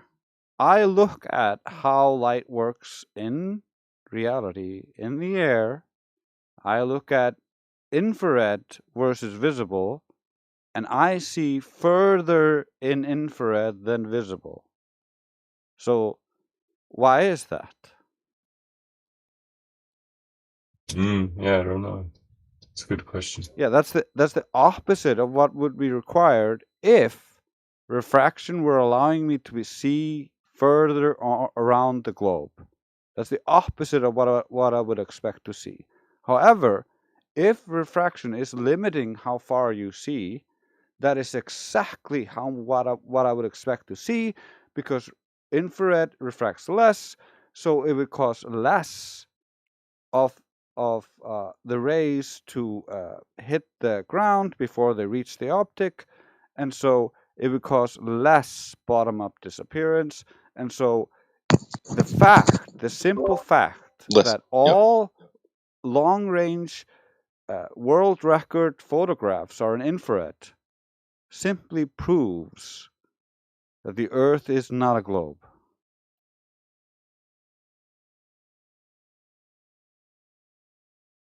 So you're basing everything on just these errors in, like, how much you should see or shouldn't see? No, I'm basing everything in how actual refraction works. So if you're claiming that I can see 10 times beyond the geometric limitations of your imagined globe, then the light refracting those 10 times to give you the angle, basically, like you would have to refract it a bunch of times, more than 10 times, because air is not very refractive to begin with. It's like at the fourth decimal point. And so it's not very refractive at all. And you would have to refract it many, many, many, many, many, many times. And in so doing, different wavelengths refract at different rates. So that would separate all white light. And we would be able to detect that in all images that show beyond the geometric limitations of your imagined globe. None of the images show any evidence of refraction. It's all ad hoc assumptions because it has to be a globe. And so when we test it using different wavelengths, we find that when there's low refraction, we can see further invisible. When there's high refraction, we can't see as far. Yay! It's simple. Flatter channels back. Yeah, refraction. Yeah, I hear what you're saying. I will admit that my belief in the globe is so strong that it doesn't matter what you show me from the horizon, like to the fourth decimal point, going this way or that way, you can't see the bottom of the this or that, or you can see too far or see too close. I just, based on the other evidence, I'm not going to change my belief based on squinting at the horizon, So, but yeah, I admit this sort of ad hoc. It's okay. I don't want to force you into believing anything. And I accept you as you thank you. are, a globe believer, and all this stuff. Like, I don't mind you just believing in the globe. I have no Did problem. you guys go to Antarctica though? It's irrelevant. It's irrelevant.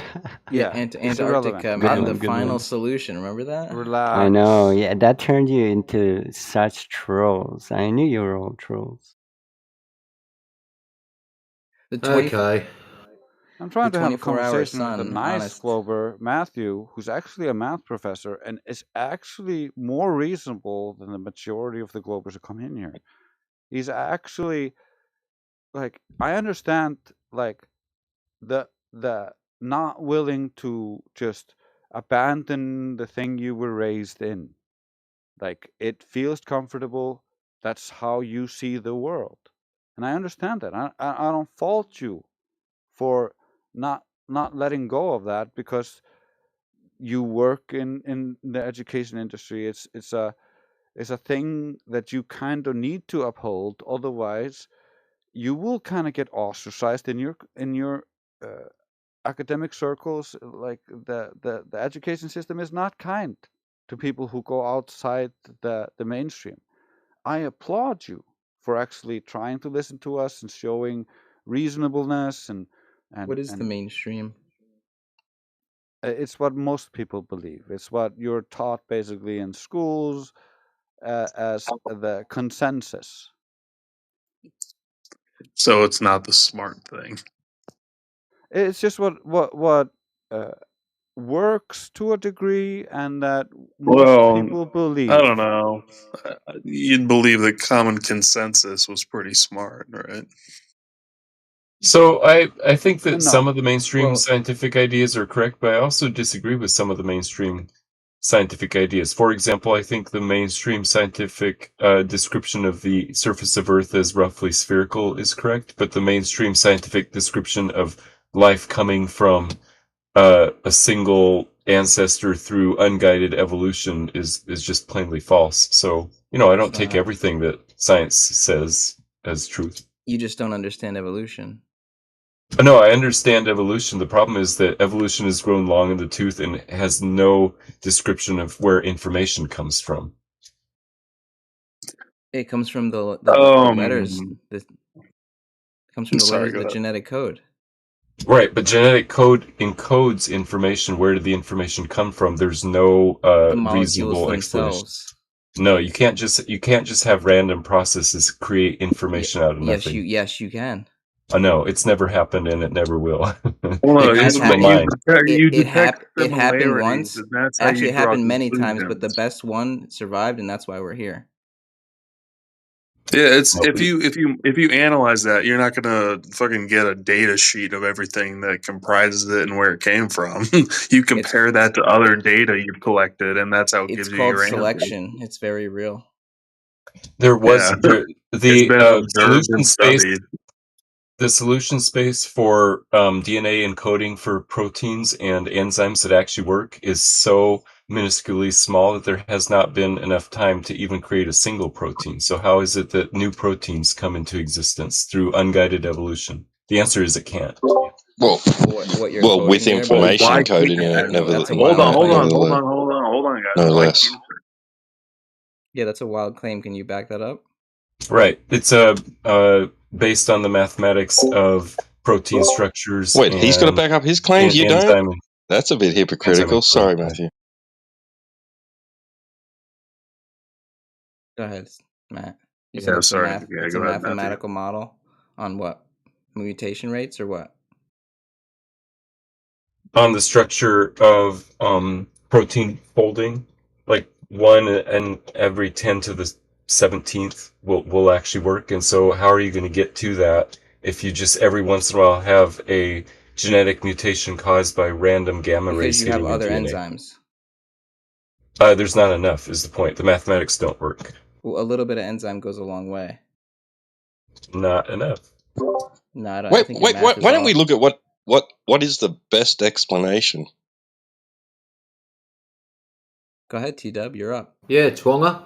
What's No, your I'm best asking. explanation? I'm just. Yeah, what's the best explanation? What do you? Well, I'm being. try to I'm being specify your question a little sarcastic. better. Wait, T-Dub, who are you asking? It's a dig at you, Matthew. Oh, the best explanation is an intelligence injected information into the system at some point. Information comes from minds. Information comes from intelligence. It doesn't happen randomly. But okay, real quick before anybody else says anything, why can't it just be natural pressure as opposed to intelligent interference, right?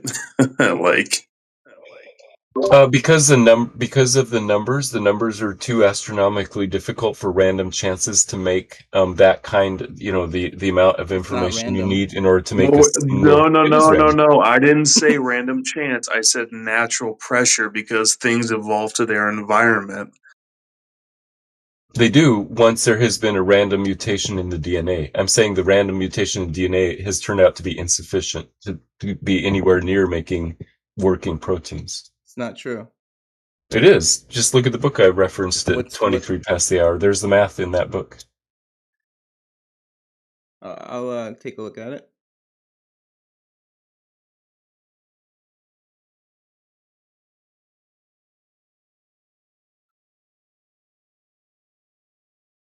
Look, if you want to presuppose that God does not exist and there is no intelligence out there, then you are correct that the only game in town is natural evolution, caused by genetic mutations and guided by natural selection. That is the most reasonable answer if you presuppose that there is no external supernatural intelligence. Wait, I'm saying hang on a sec. there is. That's after.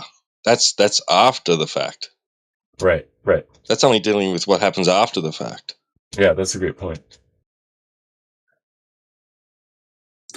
Well, not really after the fact, because if you're talking about an external effect that through whatever caused that, you'd have to determine when it caused those changes and that whatever. Because what's the Darwinian excuse that we went from unicellular to multicellular, and then we can trace all of life on the planet back to unicellular life, right?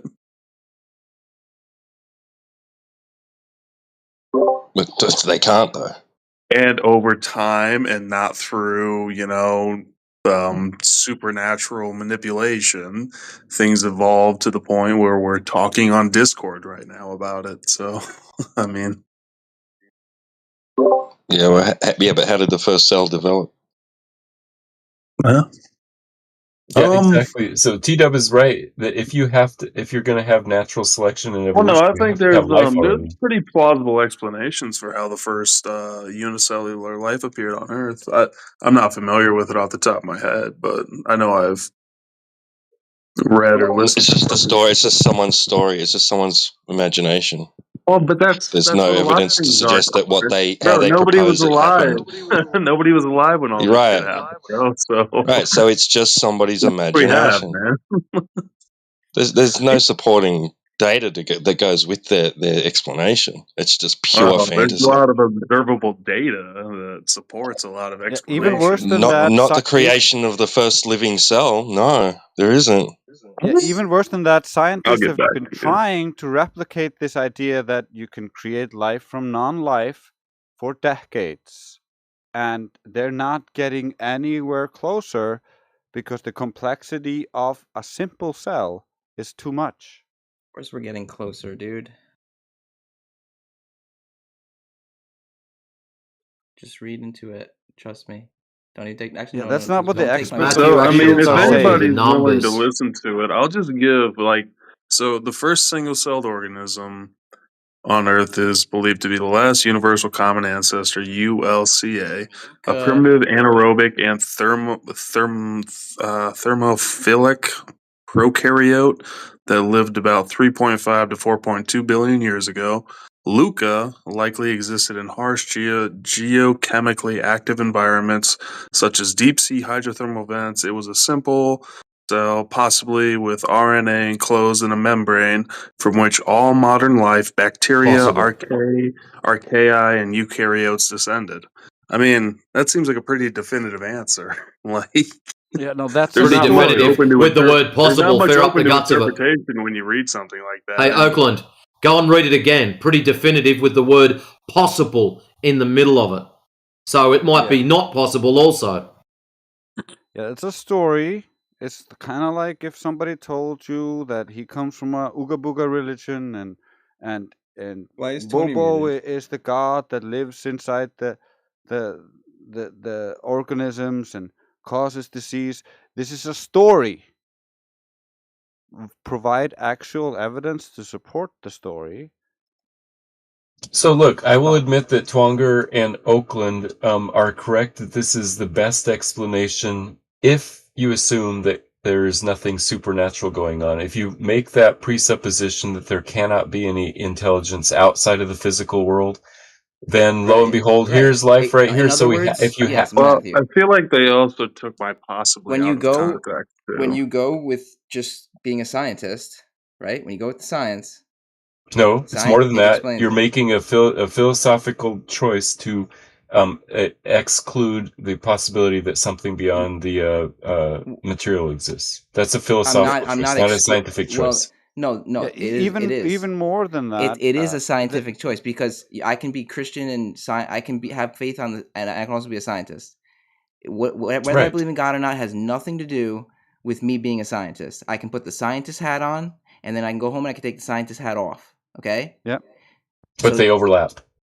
Yeah. But dude, it doesn't matter in the real world Yeah, when you grow up. And So you why go haven't out, you presented anything scientific, and you Twonga? put your Why and are you you put just your going with explanations? because no one does the same here. No one reciprocates. You're a load of crap. You know that as well as I do. All I've seen You're when a I've coward. asked You've for never presented any data. all I've All seen you do is come YouTube in here, videos. talk shit. Someone will call you out to present something. You'll reverse it round I'm and not go, arguing "Oh with yeah, you. I'm not It's going to like- present anything." So what are you going to present? You've just told us you're going to put your scientific hat on, put it on, and present the data. Because that's what good science is all about. I don't want to argue with you. That's right. You don't want to argue. You want to come in here, be a bigot, and then run away like a little schoolgirl. A bigot?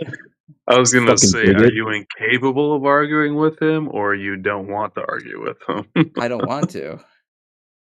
Okay. These guys are my friends. Even though they call me coward and all that stuff, I'm still friendly with them. You got some great friends, I guess. Yeah, I try to be friendly with everyone, even though they abuse me. Like Jesus would, you know? I'm a good Christian. All right, so anybody else got something they want to talk about? How far away is the sun?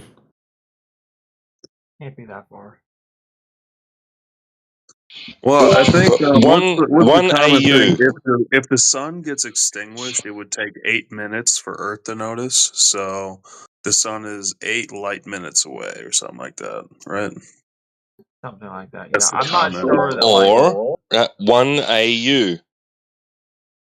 Oh well, that's the average, I guess. So yeah, I Wait, guess you can use that. doesn't AU stand for astronomical unit? But if you're a flatty, It's then you the don't believe in average. It's the astronomy. average distance from the Earth to the sun because it has different. Flat earthers don't believe in astronomy, right?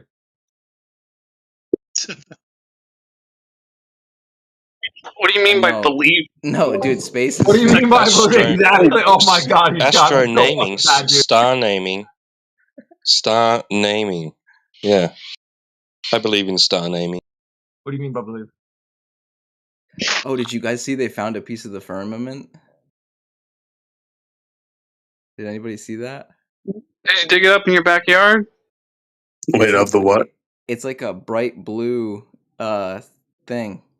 It's and it's like yeah. Apparently they can't when they try to like break it down, the blue color goes away. Wait, how much are is it you being the guy sold for on eBay? What? Isn't it telling that the guy that couldn't produce evidence of what he was talking about before still can't do it? What are you talking about? I was just making small talk about they found a piece of the Oh. firmament. Have you ever heard of the term clickbait? Do you know what clickbait is? No, tell me. That thing you just described. Tell me more. That's clickbait. What, the firmament is clickbait? No, the idea of someone finding a piece of it, wherever the hell you said they found it. In their backyard or All something. right, dude. Yeah, it's just small talk. Nobody's talking about anything. And you thought that was the best way to fill the time? Flat earthers think it's flat earthers usually think that there's a firmament, dude. You don't know anything about anything, Tony. That's a I want to know Well, okay, how far first of away all, the sun Oakland is. Tony, bitch. So I don't know if I believe in Earth. I think it's like it's not real. it's not Earth.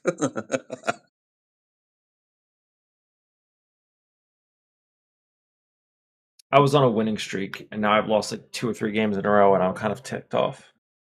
Should probably sleep soon. That's just a skill issue. Maybe it is.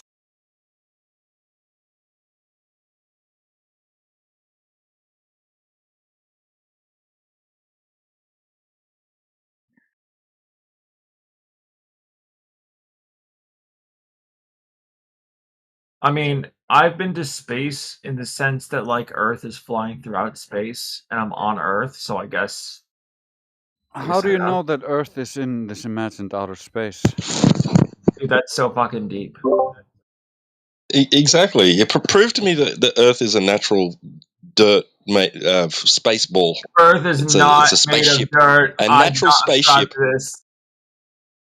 It's not. Earth It's does just not it's a exist. ball, dude. It's not a spaceship. It doesn't fucking exist. It's the Minecraft world. What the fuck you talking about, loser, idiot, dumbass, baka, baka? Yeah, it's the only spaceship that I'm where making him you can laugh. have where you live on the outside of it. It's not contained. Every other spaceship, it's got to be encapsulated, Right, because closed. we can't make something the filled with size of air. a planet, brother. So you tell me right now. Excuses. You tell me right now. Maybe What's when we make holding our the own air planet to the matrix, then you'll ground? understand. What's holding the air to the ground? Gravity.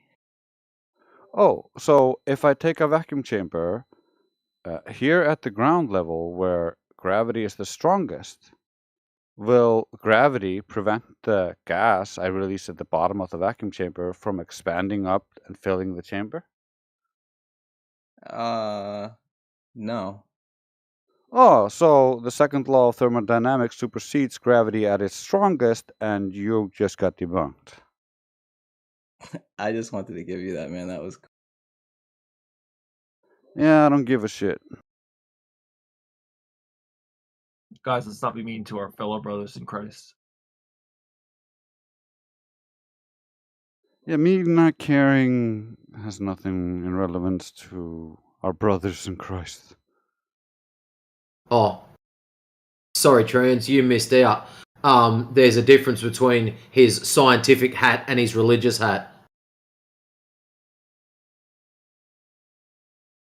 At the moment, he had the wrong hat on. So I got many hats, bro. I make music and stuff. I can't keep track of all these hats. Got a lot of hats. Really, it's the same hat, right? It just writes a different word on it. Yeah.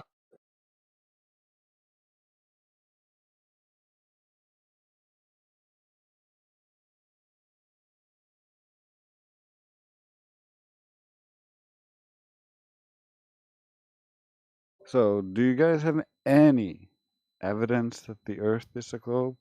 We're willing to listen. You're free to present your evidence.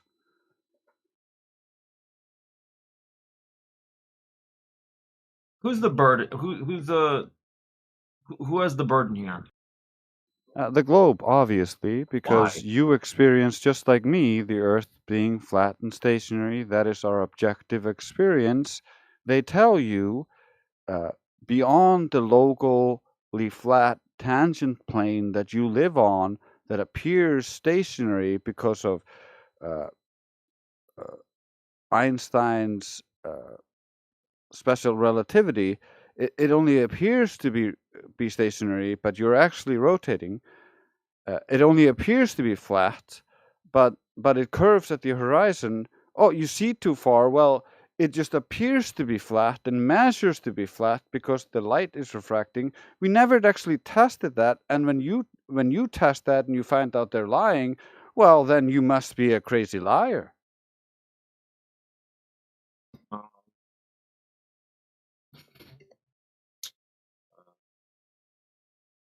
mean, I don't know if the Earth is always stationary and flat, because sometimes I get vertigo. Yeah, that is something to do with your inner ear and your lack of balance. That has nothing to do with the Earth moving. That is a you problem. I did not know that. I'm gonna look into that. Okay, sounds interesting. Keto posted something. Well, I think it's a bot or something. Flat Earthers watching every conspiracy turn out to be true except Flat Earth. bro, flat Earth was proven 10 years ago. We were the people who pioneered most of those conspiracy theories that were turned out to be true, and all of those that turned out not to be true, we were the ones who rejected those. Wait, he was speaking. Let Draco AI finish his sentence, or he's cooking. Yeah. Go ahead, buddy. Sentinel schizo. Like, Don't be rude to him. You guys are very interesting. The floor is yours, my friend. Yeah, no. Most of the current conspiracy theories that have been confirmed were conspiracy theories that flat earthers were already considering and researching, and many had come to that conclusion before. However, flat Earth creates something of a change. You no longer accept just a random conspiracy theory as a flat earther, you require more substantial evidence. The fact that all of our previous instincts were proven correct has no variance on the fact that we have evidence that the Earth is flat. I don't know, man. I'm not super convinced. Yeah, our goal is not to convince you. We have no desire to create other believers, just like the globe believers just have blind faith in the globe and just accept logical fallacies as truth because it's said from authoritative sources. We don't want you to just believe us. We say, check what you are supposed to believe in concerning the globe, and then go out into the world and test your beliefs. Then, once you test those beliefs, you can find out that, oh no, the beliefs don't actually match reality. And then you can come back here and be like, wait, this didn't match. Why is that? And we can talk about it. Or you can be like, well, this appeared to match, and we can talk about it. Either way, our only goal is to make you understand your own belief system and check it for yourself so you can have some foundation in reality and not just be a insane zealot. No, I respect that. I think testing people's epistemology and making them like think about, well, why do I believe this, is actually more important than the conclusions then you come to, in my opinion. Yeah, I get you, and I agree Allegedly, with you. in my Like, opinion. I don't. Allegedly, in my opinion. Yes, I don't. you have to say that. I agree with you. I don't care if it's flat or globe. I like in the beginning when I came to this, I wanted it to be a globe, bro. I didn't Hate want to it to say be it, boys. flat at all. Flat Earth chat was right.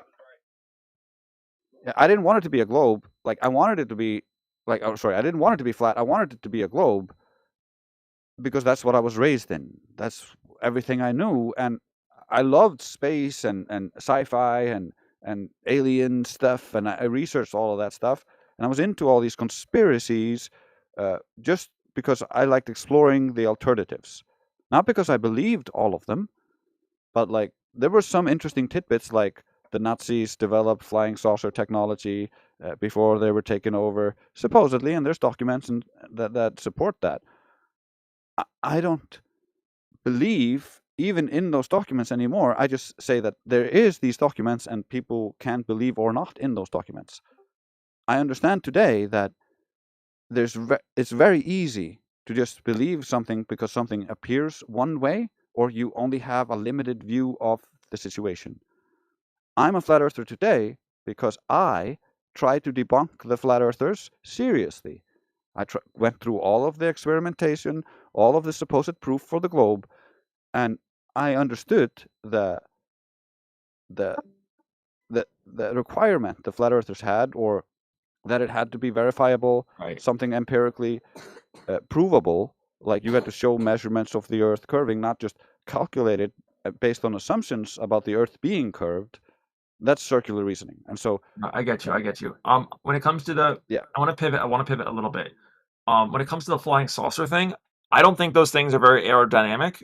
I don't think they can fly like that. I think you need like propulsion. I agree with you. They're not aerodynamic. They're not using like if like our current understanding of aerodynamics and how things fly in the sky, and like just think about Mach speed, or like when you're moving fast enough, faster than the speed of sound, you're hitting the air at such speeds that the air eventually explodes. So in order for these kinds of crafts to be working, you would need some kind of thing we don't understand currently with our current physics. The diagrams, I have some of the diagrams and stuff from the supposed Nazis because I like to collect random stuff. And the diagrams are not detailed enough to actually give us a working saucer. And so, like, if that's why I'm like, I don't believe. I'm like, this is interesting data points. We got data points here where we have all these technical diagrams of what are supposedly saucers, but the internal mechanisms are not displayed in these diagrams. So I don't know that these things actually work as displayed, or if this is propaganda internally. There's 1,000 different options that you could consider if you're not just auto-believing one thing. Like, it's very easy to jump to a conclusion. It's harder to actually evaluate what actually is happening. For that, you need kind of a multi-perspective. You need as much data points as possible. Okay, I mean, yeah, sure, that's all true. For me to believe that a flying saucer is possible, I would have to see something like it, like a way. You never Okay, seen okay. it? So you're presenting the idea of something that defies observed aerodynamics, right? Well, I'm yeah, okay. I get, Wait, hold on, bro. hold on a second. I'm so close. I'm so close. So it's like I'm willing to believe that. I'm willing to change the way I think about aerodynamics, but I got to see that, and then when I see that, then I'm willing to become more amenable to flying saucers. But if I'm Well, not going to jump in the deep end, you know what I'm I saying? get you. I get you. I'm not asking you to believe in saucers, although like Obama is. Like recently, Obama is telling you to believe in flying saucers. Okay. He said aliens. He's saying flying saucers, unidentified aircraft. They're not saying they're alien or not, at least according to the news reports. Another spy-off coming. I'm not saying that they're aliens. I'm not saying they're humans. I'm not even saying they're like what they are. I just know that I have looked at the sky outside the light pollution, and the sky is glorious, my friend. I recommend you go outside the light pollution and look at the sky. It's totally lit up like a blanket of stars. Okay, and if you spend time looking at the sky outside the light pollution, you'll start to notice weird things. You'll start to notice weird motions of things moving in arcs, curving back, stopping, going in random directions at really high speeds. And because I used to do this as from like 18 to like 25, I used to bring all of my friends out to do this. We would go out into the countryside, we would look at the stars, and it was amazing. And I did this because when I was a young child, I was, I think I was 8 years old. I was skiing down a hill with my friends. And after a long night of skiing, we eventually laid on the hilltop and just stared at the sky. And I saw what appeared like a saucer appear above me and then zoom off. And it like stopped like momentarily and then zoomed off. And that's what made me like interested in sci-fi, interested in space, interested in NASA, interested in all that. I've been studying this since I was like a child. And so to me, flat Earth seemed ridiculous. I knew all this space lore. I knew all the space lore. But I didn't understand the basic physics, and because I was like, well, light is going to save me. Refraction is going to bend the light all around the world and make it appear flat. And gravity is going to bend everything so everything looks like conforms to the sphere, and the light is bending all the around the sphere. So even though the water is curved, it must be flat. I believed all that stuff. However, the more I researched refraction, the more I understood about the composition of the air, the more experiments and things I looked at, the more my belief started fraying. The more I was like, wait a minute, this is the opposite of what I'm supposed to believe if I believe in the globe. I couldn't just lie to myself at that point. I had to like just accept, okay, if reality is showing me X and not Y, then it is X. It's not Y. What do your family and friends think about well, what do they feel when you changed your mind all of a sudden? You know, when you're like, hey mom, hey dad, hey, I don't know your family, I don't know, it doesn't matter. I get you. Yeah, I didn't just like go like, hey, Earth is flat, you got to believe that. I spent like 2 months arguing with my astrophysicist friend and a robotic engineering friend because to me they were like, oh, these are experts in their fields, they know their experiments that justify everything.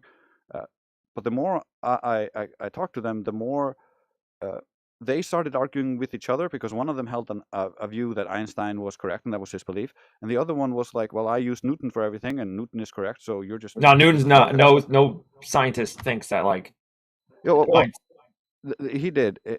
To him, he's a he fucking uses moron. Newtonian mechanics in his job, in his engineering job, all the time, because that's just a simplification of how things work in reality. the astrophysicist is required to use Einstein to try to explain what you see in the sky. And so they had a fundamental difference there, which made me go like, wait a minute, I thought Einstein and Newton were unified whole, and that's how I was taught it in school, like everybody else. Like these are compatible things that just Einstein refined it a little bit better. That's why it's better. But when I actually started studying Newton and Einstein and their different theories, it turned out that their theories were completely incompatible. They were just describing the same effect. So the effect never changed, but how they got to the effect was completely different. They had completely different geometries, completely different inertial reference frames. And so those two things are completely incompatible. And then I could understand why they were having these differences.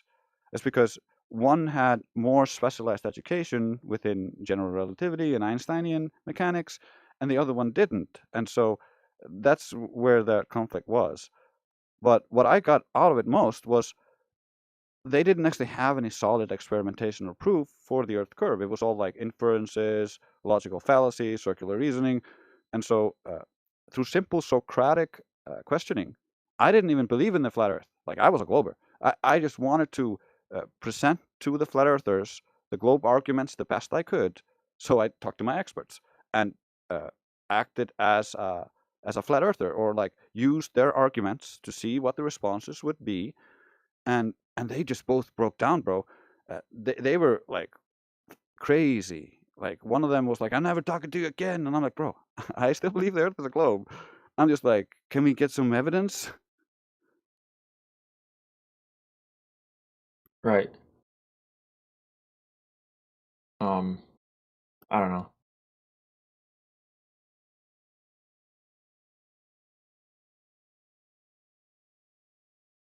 Yeah, in essence, I never believed any flat earther. I just employed some of their basic argumentation. I studied logic because flat earthers use logic, and I wanted to understand what the hell they were talking about.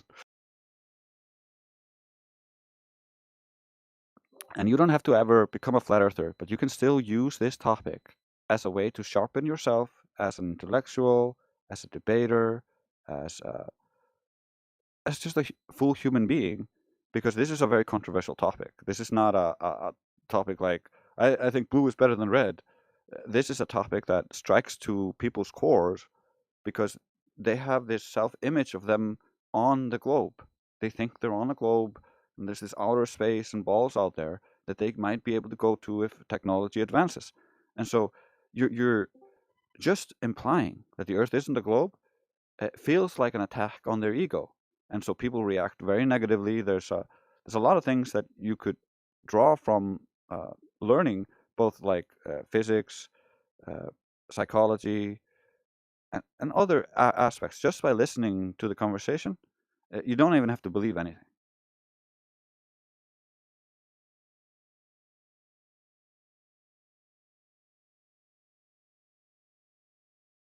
Just like I spent most of my time looking at globe believer stuff, like scientific stuff on the highest echelons of science, but I enjoy doing that because to me it's just a different perspective. And once you start doing that, you start realizing, wait, this guy has a different perspective from this guy at the highest echelon of science. They're both respected in their fields. And like, who do I believe? And so at the highest end, it becomes kind of, and so people react very negatively. There's a lot of things that you could draw from learning, both like physics, psychology, and other aspects, just by listening to the conversation. You don't even have to believe anything.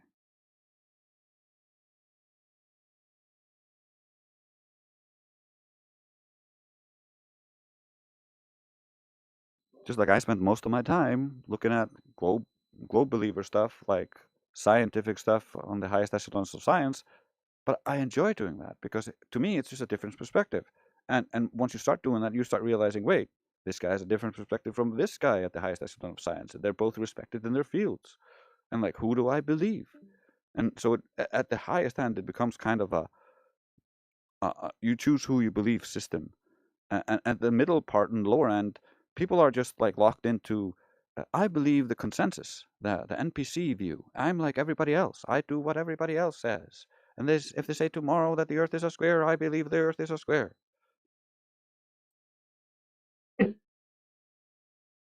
interesting perspective, of course.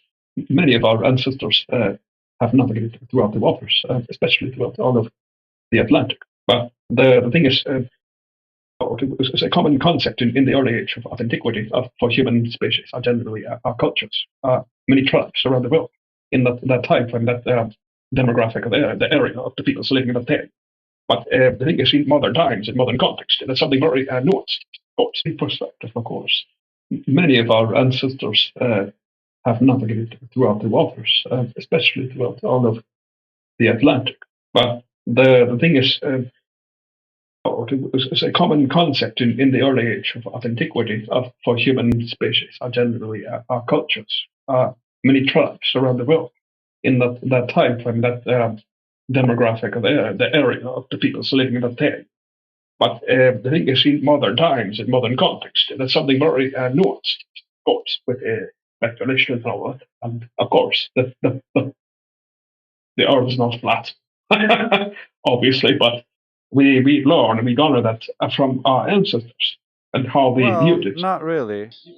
Like all of the ancient, Obviously? all of the ancient worldviews were flat Earth worldviews until Pythagoras went to the flat Earth Egyptians, learned their math, then went supposedly to the Magi and the demon summoning Magi, and then went back to Greece, created a cult, taught his religious view that the Earth was a globe. And you had this special knowledge, made you special and different from everybody else who knows the Earth is flat because that's observable reality. And you have this special knowledge. And then they took over the government of their region until the public discovered them, put them to the sword, and the rest of them scattered throughout Greece, creating the Greek schools of thought, the different schools of thought, teaching the globe as an internal doctrine of a cult. It's a cult system that violates objective reality and is designed simply to keep you in control.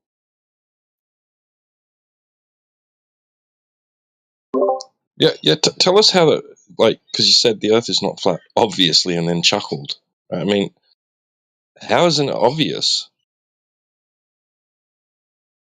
How is it obvious that it isn't flat? Because that's all you observe. No, actually, he has a good point, actually. He's basically saying that Drace talked about the peoples, the different peoples, not just indigenous peoples, but very, very practical peoples, even in Tacitus. Tacitus, not sure if you read Tacitus, but different Germanic peoples, they saw not so much the understanding of the world, the circumference of the world. I think Germanic peoples, tribes, people who are based in that kind of diaphragm, were not so not The seeking Germanic tribes had a different. flat Earth worldview. Yeah, of course, but not seeking much more outside their diaphragm, their understanding of their, I guess you can call it truth or understanding of certain paradigms, something that is outside their understanding of that type. It's something very Every culture is limited by that. yes. The Greek, like you said, he was a great teacher and configurer. Even a seeker, a person of thought and process of the circumference of the world. So with many of the Greek, persons who have actually thought and measured certain aspects of well, the first time they supposedly measured, air quotes, the circumference of the Earth, it's when they're using shadows and sticks and the sun. And then they assume that the Earth is a sphere and that the sun is casting parallel rays onto that spherical Earth. That would cause shadows to look like X. Shadows look like X. Therefore, Earth is a sphere. you'll notice, if you understand logic, that if you start with the premise, if Earth is a sphere, shadows would look like this, shadows look like this, Earth is a sphere, you have what is called circular reasoning, or a begging the question fallacy. And the way I framed it, an actual affirming the consequent logical fallacy. So, with a begging the question fallacy, your conclusion is inside your premise. And so, if you start with your conclusion, naturally, your conclusion is going to be baked into the premise. The same applies.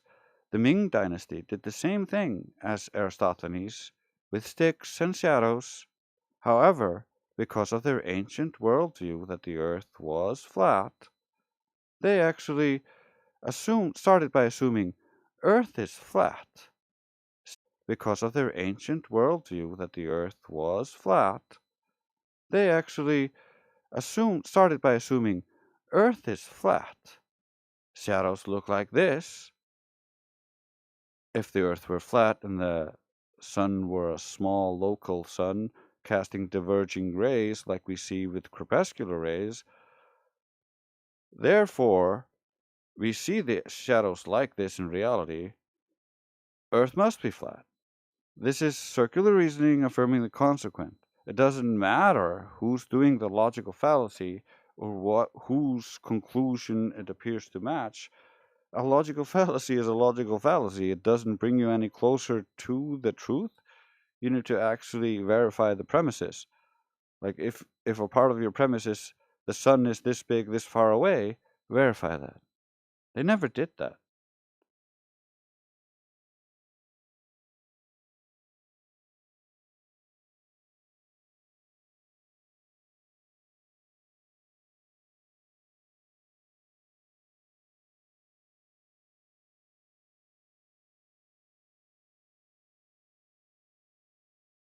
Yeah, that's why I don't believe in any of the 6 gorillion nonsense.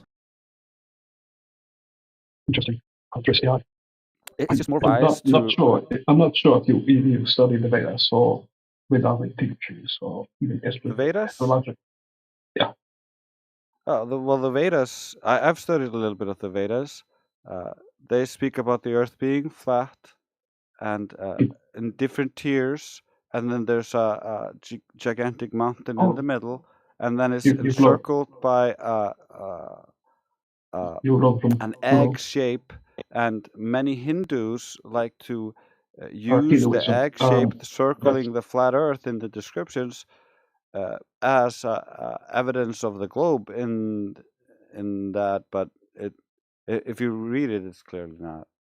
It's not the proper term to use, Hindus. It's very nuanced, that term. But I digress, of course. Many different topics like Vedic teachings and scripture. Vedantic teachings, scriptures are very not so publicly available to human beings. Of course, humans can acquire certain topics on the Vedas, but under certain circumstances, it should be studied under a guru, an actual realized guru. But I digress. Your topic is very it's equally challenged for different topics and different spaces. So I'm not saying that it's not. I can critique it, of course. Anyone can, but your premise of understanding of that topic in general, it's up to the critique. It can be challenged. I welcome the critique, and if you could cite a chapter in the Vedic. Not just the Vedic, literature that presented as a sphere, I would gladly cover that and counter that with other passages that show that it isn't. But why? Do you have nothing better to do? But why? Because I care about truth. I don't like people lying or misrepresenting something. You can believe something. You can believe something like the Vedas claim that the Earth is a globe, and I'm fine with you believing that. But if you wanna claim it's in the literature, you have to cite it, and I will gladly go through that with you. No, that's good actually. I do actually welcome that type of acknowledgement, that understanding of a human, a practitioner. Any human who actually questions is very distinguishable, of course, at the highest levels. Someone who actually talks and questions life itself is very wonderful, to say the least. Nothing is. There's a word for it in English, of course. We are all finite in this world, but I think everything is up to debate. Everything is questionable, and that is the beauty of it. I agree with you. It's really interesting to actually question everything and look at everything, because that's where you learn. If you just accept and repeat, accept and repeat, accept and repeat, it's very easy to accept something that's wrong and then just keep repeating what's wrong. It's in the testing, it's in the doubt that you find out if it's right or wrong. Like, someone can tell you that, like, heat doesn't boil water, and as retarded as that is in our modern society, and we understand how that works, someone can tell you that, but once you do it, you boil water using heat, you know better, and so no matter what he says, it doesn't matter to you.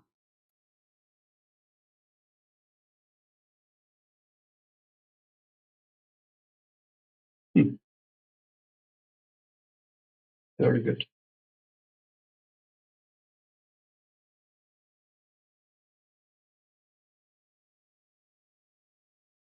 Very good. How, if I may ask, Drace AI, how do you seek and understand humans on a general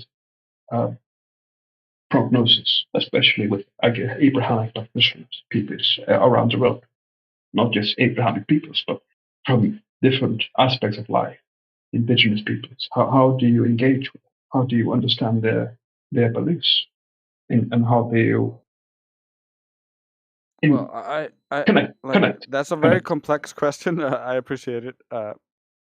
No, I do on a daily basis. I try to be accommodating to other people's beliefs. So, like, I interact with Globers on a regular basis, although all of my family are flat earthers at this point. But outside of the family, I interact with Globers on a regular basis, and I don't try to push my beliefs or how I see the world onto them. I simply try to get people to think. And so, like, if they make a claim that is connected to the globe, I might ask a question or something that might get them to think a little bit about it, but I don't want to force them into it.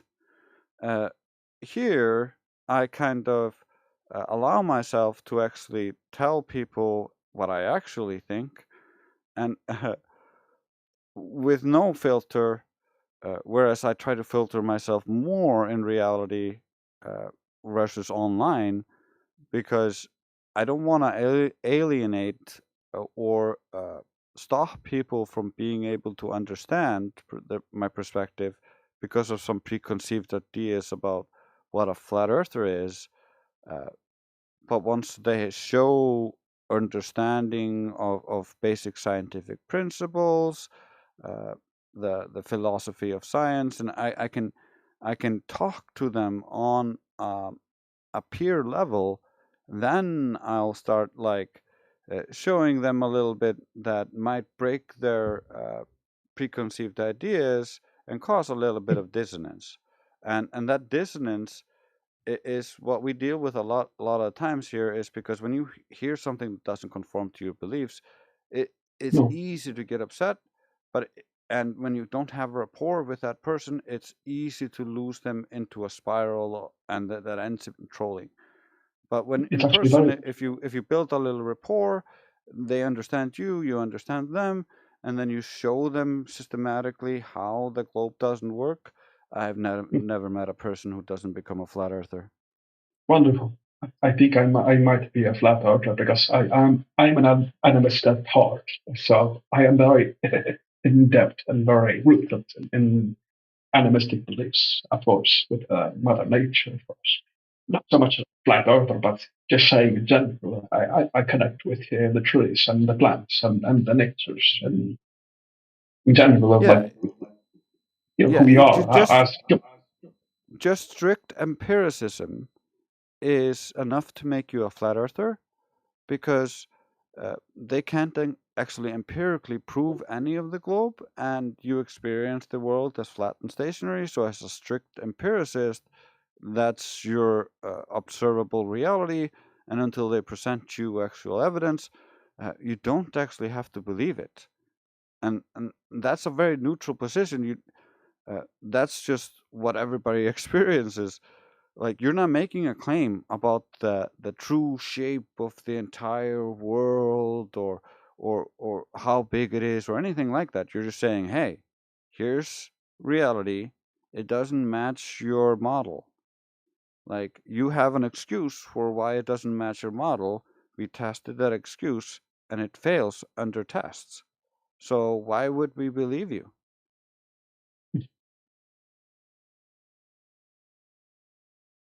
Wonderful.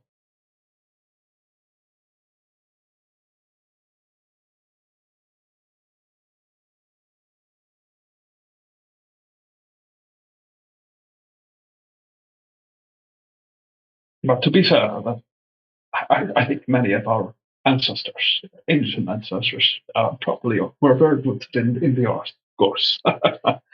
Mother Earth. Of course, like you said, flat Earth, which is something very sacred and primordial to the human consciousness, to the human psyche, which is very old in context of understanding.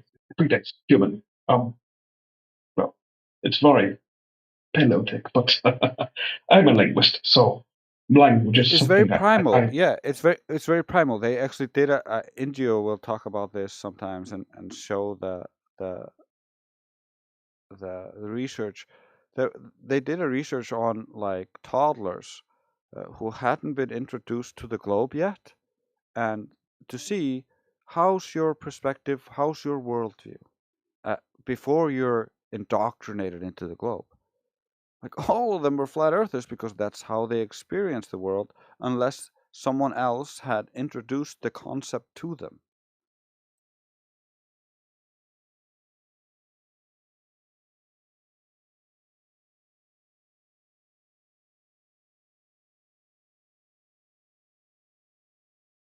It's just basic experience. That's how you live on the world. That's how you operate on the world. There's up and down. There's not in and out. You live on the world, not in a ball on a ball in outer space. If you were in outer space, which is supposedly a vacuum ever expanding, then the gas would expand to fill the available volume. That's the second law of thermodynamics, entropy, and that is not violated by gravity at ground level under any experiment. So why would I believe that gravity that cannot hold gas at ground level where gravity is the strongest is supposedly preventing the gas from following the natural law of thermodynamics and expanding to fill the volume? Did I get sent to? Well, actually, I'm so much. I don't negate what you believe. I'm very open to your discussions and to your understanding. It's very interesting to cover that. For humans in general, we are a species of much imaginations and different cognites, and translating and transmuting our understanding throughout human species is a wonderful phenomenon, to say the least. Language and linguistics is something I garner, and studying humans is something I do on a daily basis. So your understanding is valid to me, of course. I listen to Catholics, Christians, Orthodox, pagans, occultists, different peoples of all walks of life. I have nothing against them. I am very open-minded. So when I listen to people and their, their beliefs, their constructs, it's something very innately very embedded in my DNA, of course, as a conscious person. I, I engage, I listen, and I engage, I I get learn. you. That's admirable. Yes. It's very rare, actually, to find people who are just willing to engage, listen, ask reasonable questions, and just to see the other person's perspective. I admit I wasn't that reasonable before Flat Earth. I have become more reasonable in that sense after Flat Earth.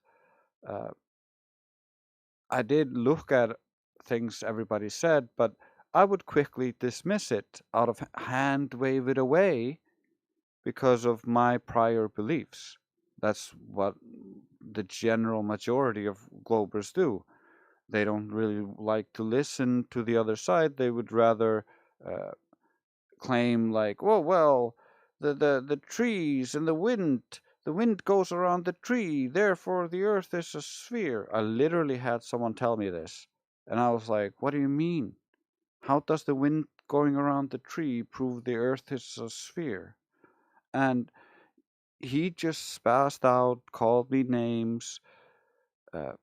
It's very rare to actually be able to have a reasonable dialogue with someone, at least concerning this topic online, because there's such massive preconceived ideas about flat earthers are dumb, this or that. Interesting.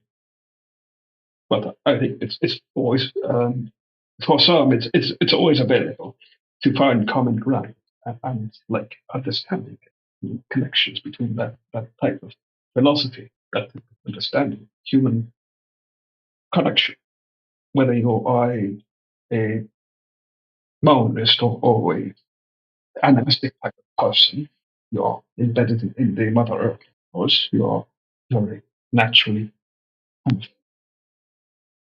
the ritual, of course, with the Norse, of course, they were animists. Many of the Greeks were animists. Many pre-Abrahamic beliefs, even traditions, were animistic in their aspect.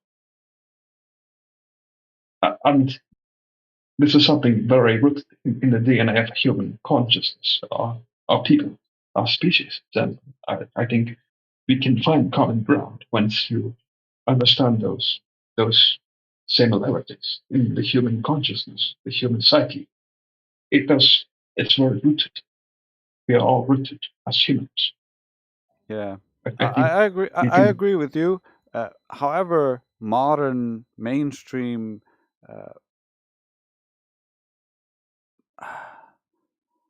like it's more materialistic, so they don't really account for the spirit or essence of things and things like Yes, that. So majority, of course, has played a bad yeah, role in our society. I understand that notion. It plagues us as humans, of course, with modern technology, of course, with TikTok and the phones and blue screen and all that. And we should limit our spaces. That's why sometimes I try to limit my phones and all that, my technology. I at least every day I try to do a yeah, but digital detox, of course. As a scholar, I read a lot of books. I totally get you, but there's also like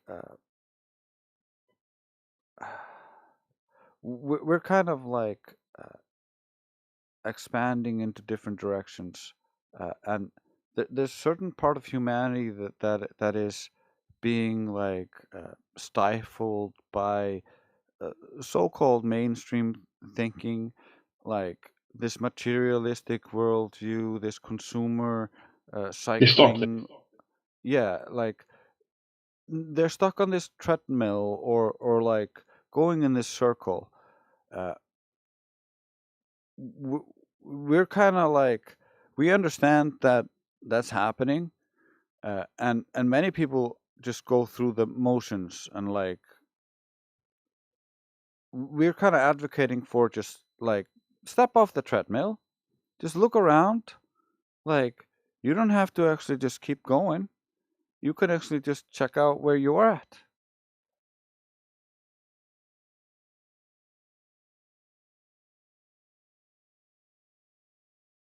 Oh, maybe not so check out, but touch some grass at least a little. Dip your toes in the middle. If you get my drift.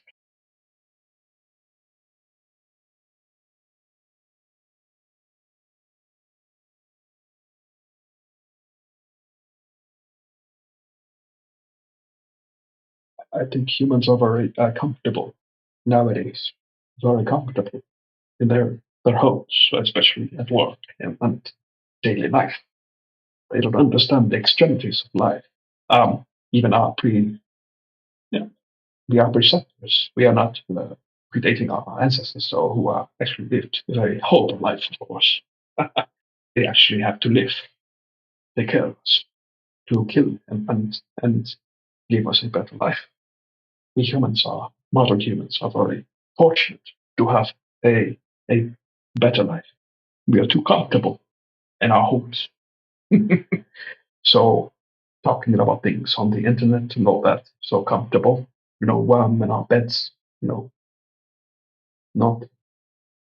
thinking that our ancestors came before us. They paved the way for us, for us legal humans, unfortunate beings who don't care much for Mother Earth.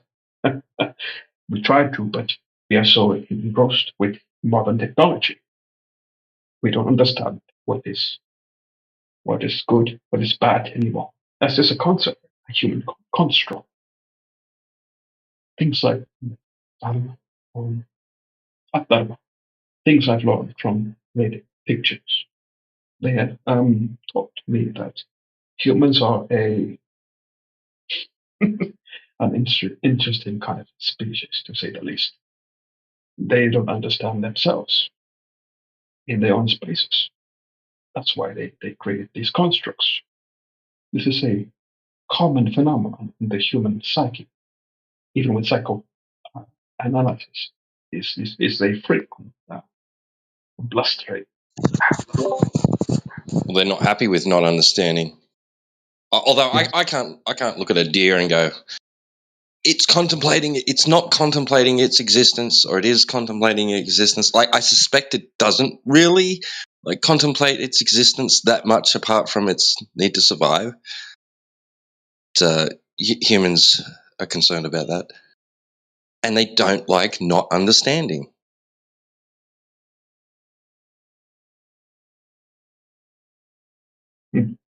Yes, I think in general, if humans were to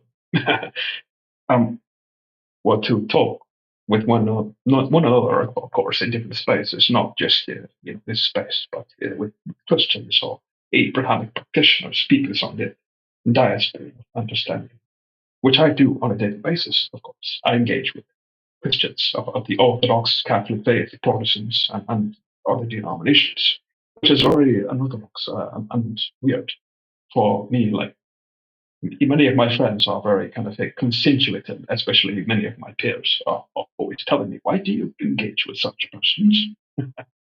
It's a human daily practice, which I try to understand the human faculty, the human experience, and in which humans are engaged on a daily basis. I'm not just engaging with Christians, Abrahamic practitioners, many peoples, all peoples around the world. It's something that humans should do in general for, the evolution of our human species. I think it's something very, generally very Well, I wouldn't call it evolution, but I would call it advancement. Like, humanity as a whole can advance, and just like you as a person can advance, you can improve your life and the life of others, or you can make it worse. Agreed. Indeed.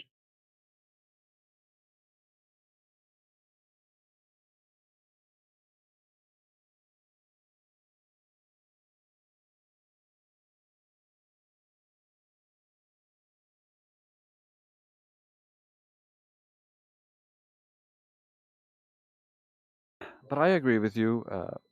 Other people's perspective are truly fascinating, and studying the human psyche and understanding yourself and others is very important.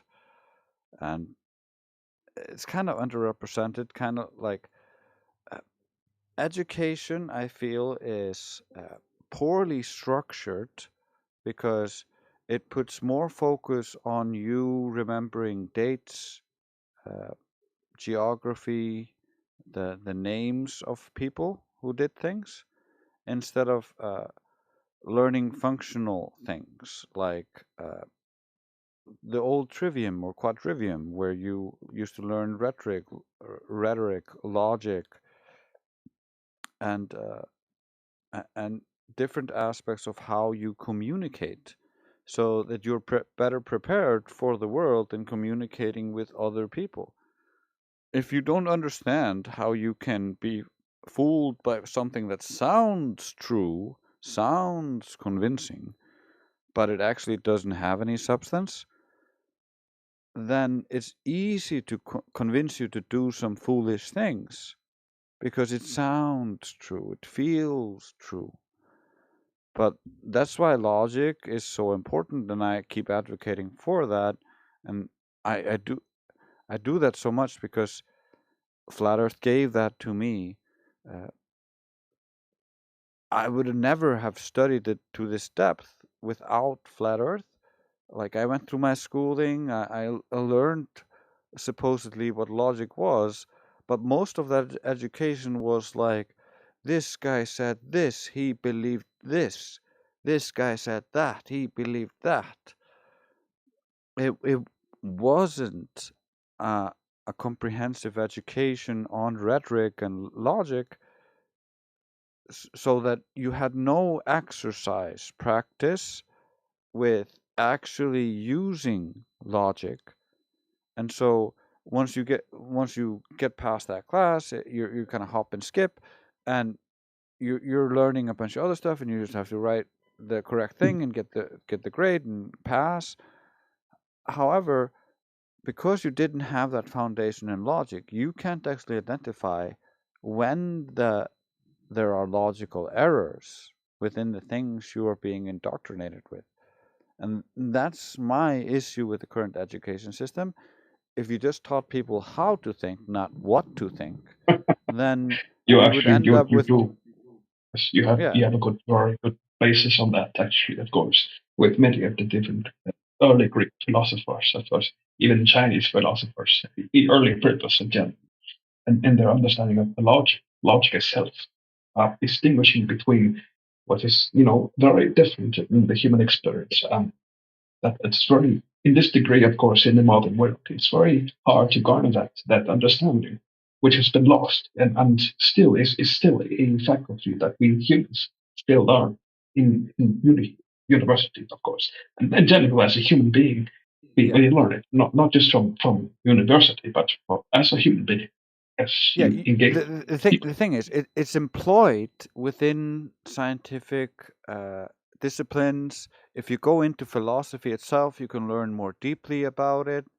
Uh, and that's where you generally can like really get intimate with like what the fallacies are, how they function, versus if you're in a specific field, you're like taught methods and methodologies to help prevent you from making those errors. However, if you didn't actually understand how the errors actually function, how they're structured, you can still fall into that category. And that's why we find a bunch of fallacies and errors within scientific literature, even though like they're highly educated, they should know better. They're even like trained not to do these errors, but because the conclusions match what they're already been taught, it's so easy to accept it because it's the right answer. You know what I mean? Yes, of course. It's a flaw. It's a fallacy in different spaces, of course, in philosophy. And it does contradict their own beliefs, of course, when they do find faults. And it's something uh, very natural in that context, of course. Humans are faults. They always have faults. And I find that conclusion that they are not always right in general. Yeah. So even with Abrahamic beliefs, you have faults in all different aspects of life, humans in general. Yeah, it's impossible to get rid of the bias. Everybody has a bias. You were raised in a culture, you experienced certain things that shifted you in a certain direction. Yes, this is true.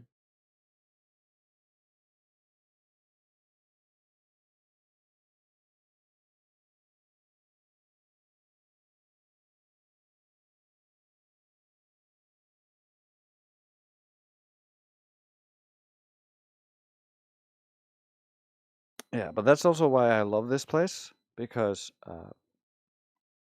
I don't actually have to, like, I'm encouraged to fight my biases, to challenge my beliefs, to actually, if I'm going to state something, I better be ready to back that up with reasoning, with evidence, with citations.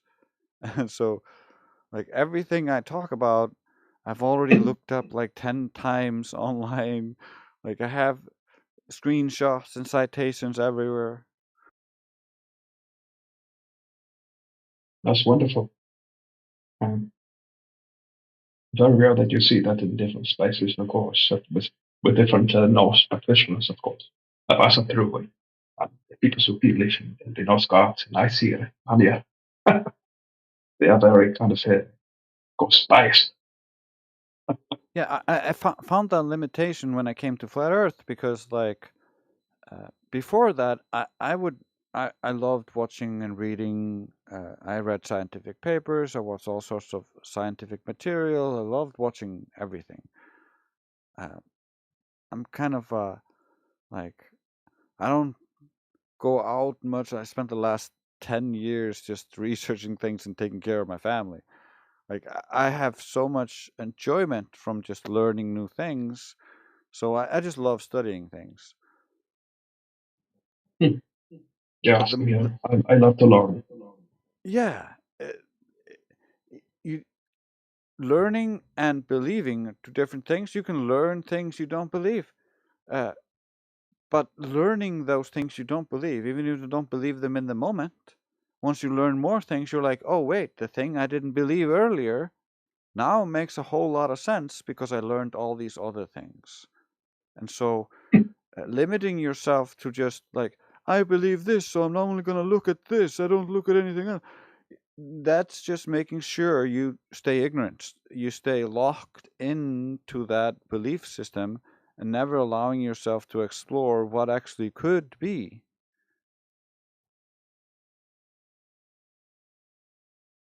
Wonderful. Yeah, I do kind of that same mainstream of operation, of course, in the daily life, especially with the academic studies, of course, and just understanding humans in general. I think it's something very, and it's very, it's something to garner for all humans. I think humans should study this type of discipline, of course. Open mindedness. Not sure that's the proper English word, but open mindedness, or to be more open to different beliefs, discussions, and philosophies, and people around the world. I talk to numerous peoples around the world. I engage my psyche, my mind with peoples around the world. That's something that's very, very special and very. And that's very beautiful. Have you heard of like the phenomenon of wishful thinking or wishful seeing?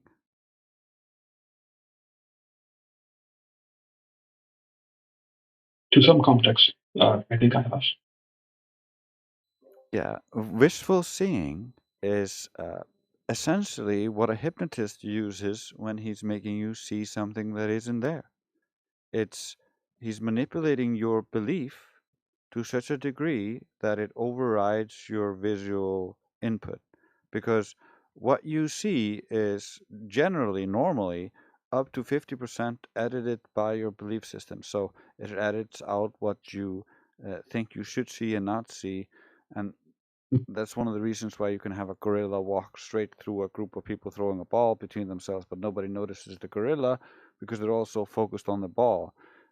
And that focus kind of excludes other things. And so you can tell someone like, look for the black things, and they'll notice all the black things much more easily because they've been primed to look for them. But they'll not notice other things at the same time because they're looking for those things. The same applies with the globe, where they were programmed with the globe belief at such a young age that they kind of want to bend everything into the globe belief when they look at something. So, like, I remember this as a child when I would look at the horizon, the flat horizon, I would imagine that I was on the top of a ball and that was the edge of the ball. And so, like, the globe lives in your mind because that's where you experience it. You experience it in movies, in textbooks, and you read about it, but you live in a flat plane.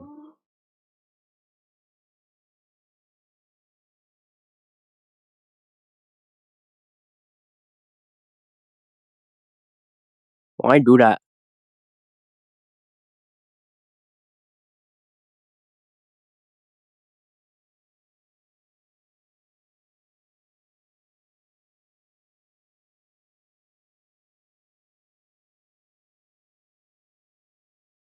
Uh.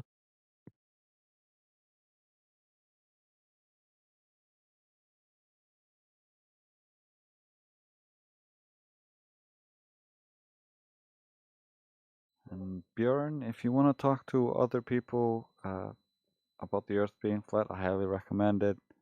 I mostly make music. We have many people here who are even better than me at arguing all of these things. I simply have been an observer for like 10 years and an assistant.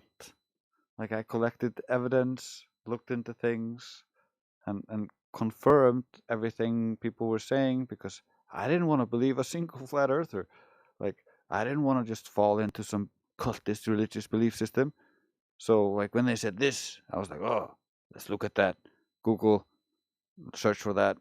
Okay, I see some things here. Okay, read through all that. Okay, I see they're claiming the Earth is a globe here, but what does the data say? Okay, the data says the Earth is planar, and then they bend the plumb lines. Why do they bend? Where did they measure the bent plumb lines? Oh, they didn't actually measure that? Oh, they bent the plumb lines after the fact to make it match the globe? Well, that's an ad hoc rescue. That's not actually evidence. So what's the measurement? Well, the planar. That's what they measured. Oh, damn it. Like, I didn't want to believe it was flat, bro.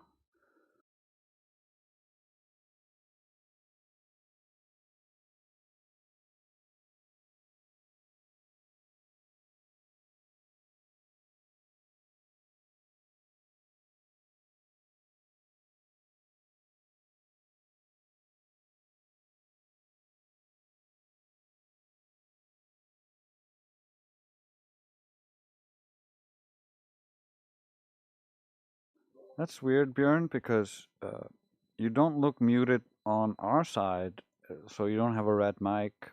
There's nothing I can do. Maybe your mic died, or maybe there's a connection issue. Maybe wiggle the wire or something.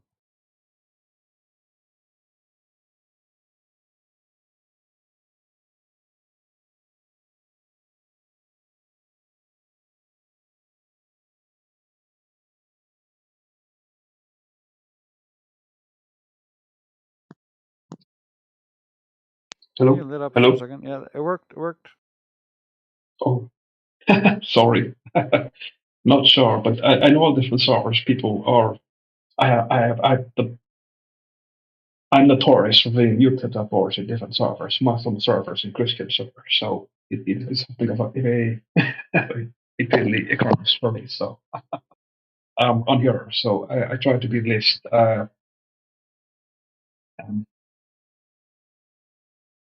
Like you're saying, it's a very lovely thing that you're propagating and saying. And you said you're here for like 10 years or 9 years. Wonderful.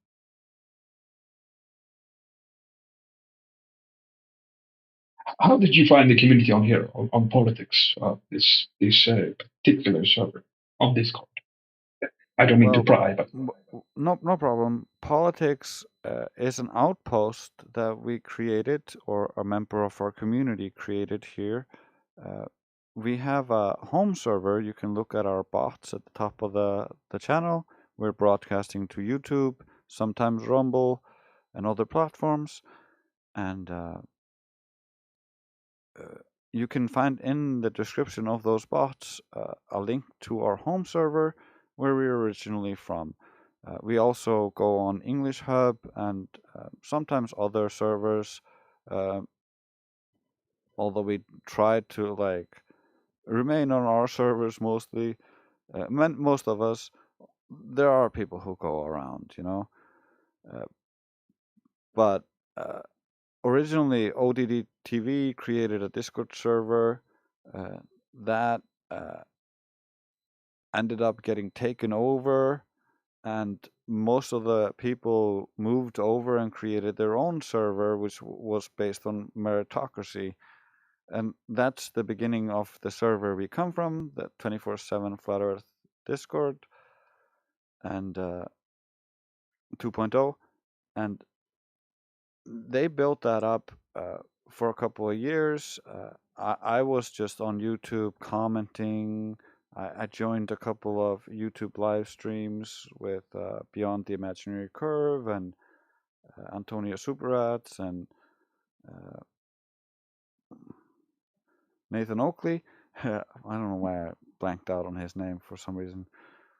But essentially, I was part of the community since the start, commenting and in the live stream as we were going through the different evidences. We were discovering things before the major censorship that hit Flat Earth, as Flat Earth became the most searched topic on the internet, which prompted the ad apocalypse and shadow banning and destruction of some of the biggest Flat Earth channels. Before that, it was just a wild west of random people doing random experiments and testing things and finding all sorts of old documents and things that corroborated these things. So it was a very interesting time to be on the internet.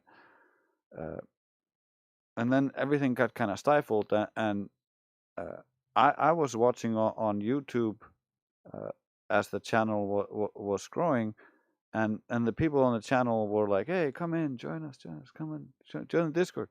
I'd never been on Discord, and so I joined, and then I joined that community, and I was just typing in the background.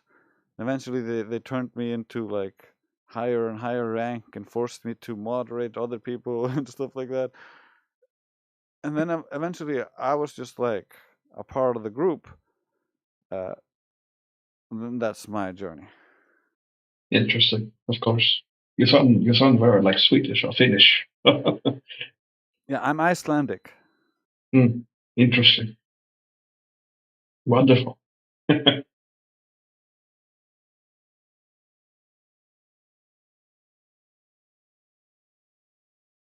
I know a lot of people say that Iceland is very homogeneous, of course. It's very lucrative. Not so many people live in there. I have a lot of friends that actually do live there, practitioners, and yeah. Sorry. It was homogeneous. Well, with the liberal agenda reaches even to my little island. It's true.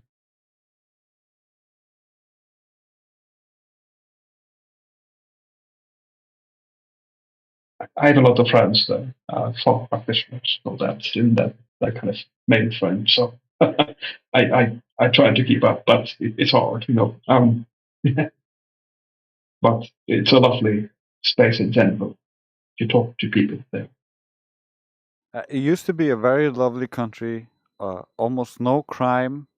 I used to know every single criminal in the country until they started mass immigration, and now like 20, close to 30% of the population is slated to be immigrants. And in about 3 generations, if trends continue, there will be no Icelandic people left.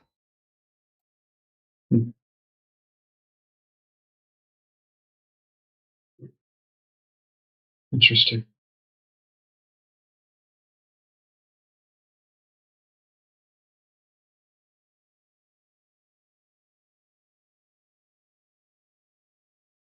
It's a massive problem. Our Senate has like some people trying to fight for it. The majority is not doing squat.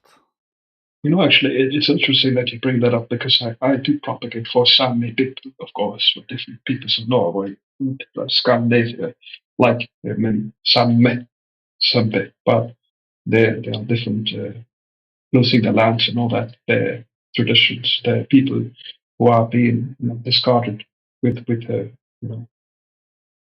marginalization and all that. Humans are a lucrative species, to say the least, of course. They don't care regarding any love for indigenous peoples, of course, whether you be like or Norse or some, indigenous peoples of Norway or Scandinavia, up or north, of course. But yeah, I do have love for the old ways, traditions. Pretty bad, of course. I think it's pretty crazy that they act like indigenous people of every other place matter, but as long as they're white and indigenous, it doesn't matter. Like wipe them out. Like I don't like what?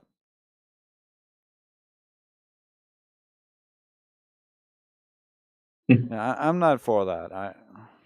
I would like everybody to be happy and homogenous, and then if we're doing great, we can help them do better. Don't import bad things to other places. Build every place up to be great on its own.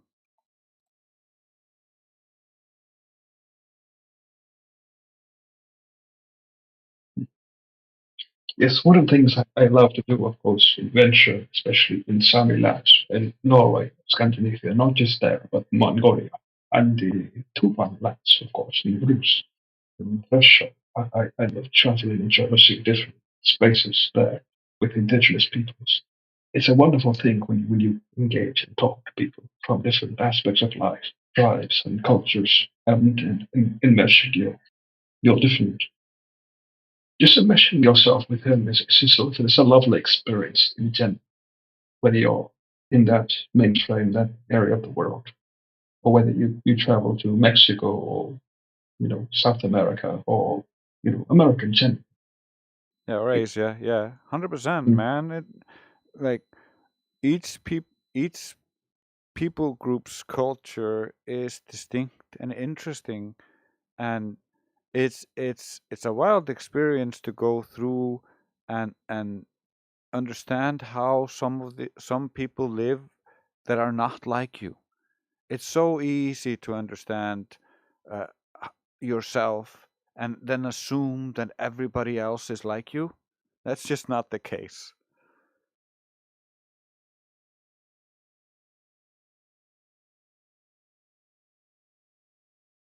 Yeah. And it's Humans so enriching. It's so enriching to learn like other people's cultures, other people's perspective, because when you learn that and you bring that back, you can actually look at things from a different perspective on your own stuff. Just like when you teach other people about your perspective, they look at their stuff from a different perspective, comparing it to your perspective. It's a learning experience. That's what life is. It's very ironic, of course, like in different spaces, especially Norse, like pagan, Germanic, like discourse. They don't now take the time to understand different peoples. And I get ostracized. I get put on the platform saying that I am using. I'm being what's the word in English? cultural appropriation. I'm not saying I'm culturally appropriating a certain practice. I am learning from a certain people. So I'm trying to understand their certain paradigms. I am culturally experiencing their narratives, their culture. Yeah, I don't believe in cultural appropriation. I think cultural appropriation, so called, is actually, if it's most of the time cultural celebration. You can celebrate a culture. You can cultural experience exchange. it. Yes, it's cultural exchange. The other thing is just a misuse of language to try to distort what is actually happening in most cases. Sure, you can take someone who's trying to stealing from a certain culture, and that can be that, but that would be a very specific case of a specific individual, not a generalized incident.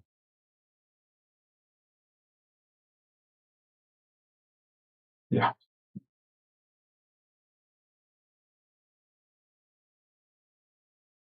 The internet is a very lucrative space, to say the least, of course, with modern practitioners. That's something which is lucrative, of course, on this platform. And we have to be very careful with people.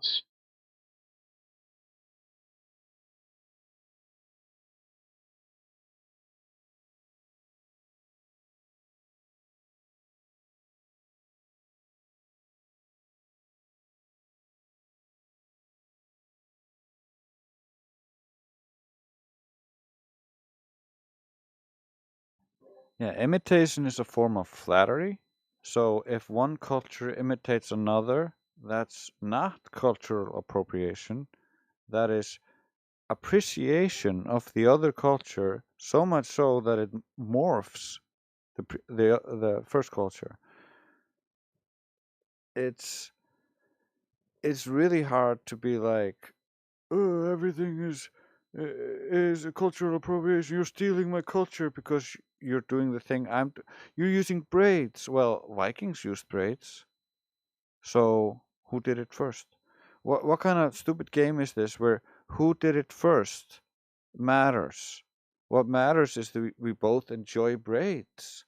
We should bond over that common ground instead of trying to create a divide through some crazy tribalism.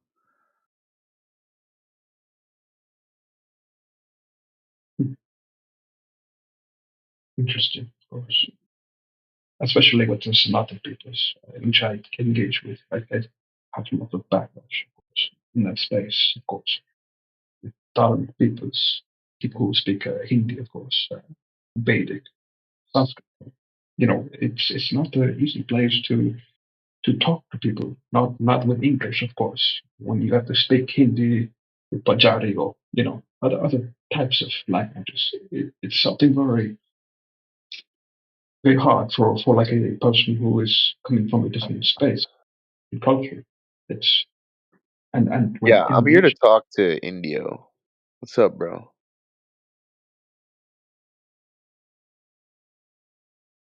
Yo, I'm talking to you. I don't know if you hear me, but like you can't fucking ignore the Don't be name. rude. Hey, don't be rude. There was people talking already. Wait your turn. Nah, you're right, man. You're right. No, it's fine actually. You can engage in your conversation. No, Bjorn. I want to hear what you had to say. Probably not the right space to talk on these certain matters, but no, do please. I will add you, Drace AI.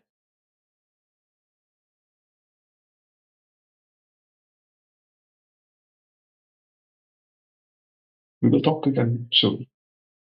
Yeah, we can chat anytime you want. You can send me messages or whatever. All right, so like I'm here to talk to Indio. I gotta talk to Indio. It's my turn. Sup, bruh? Like, are you here or not? Because if not, then there's really no point to me being here.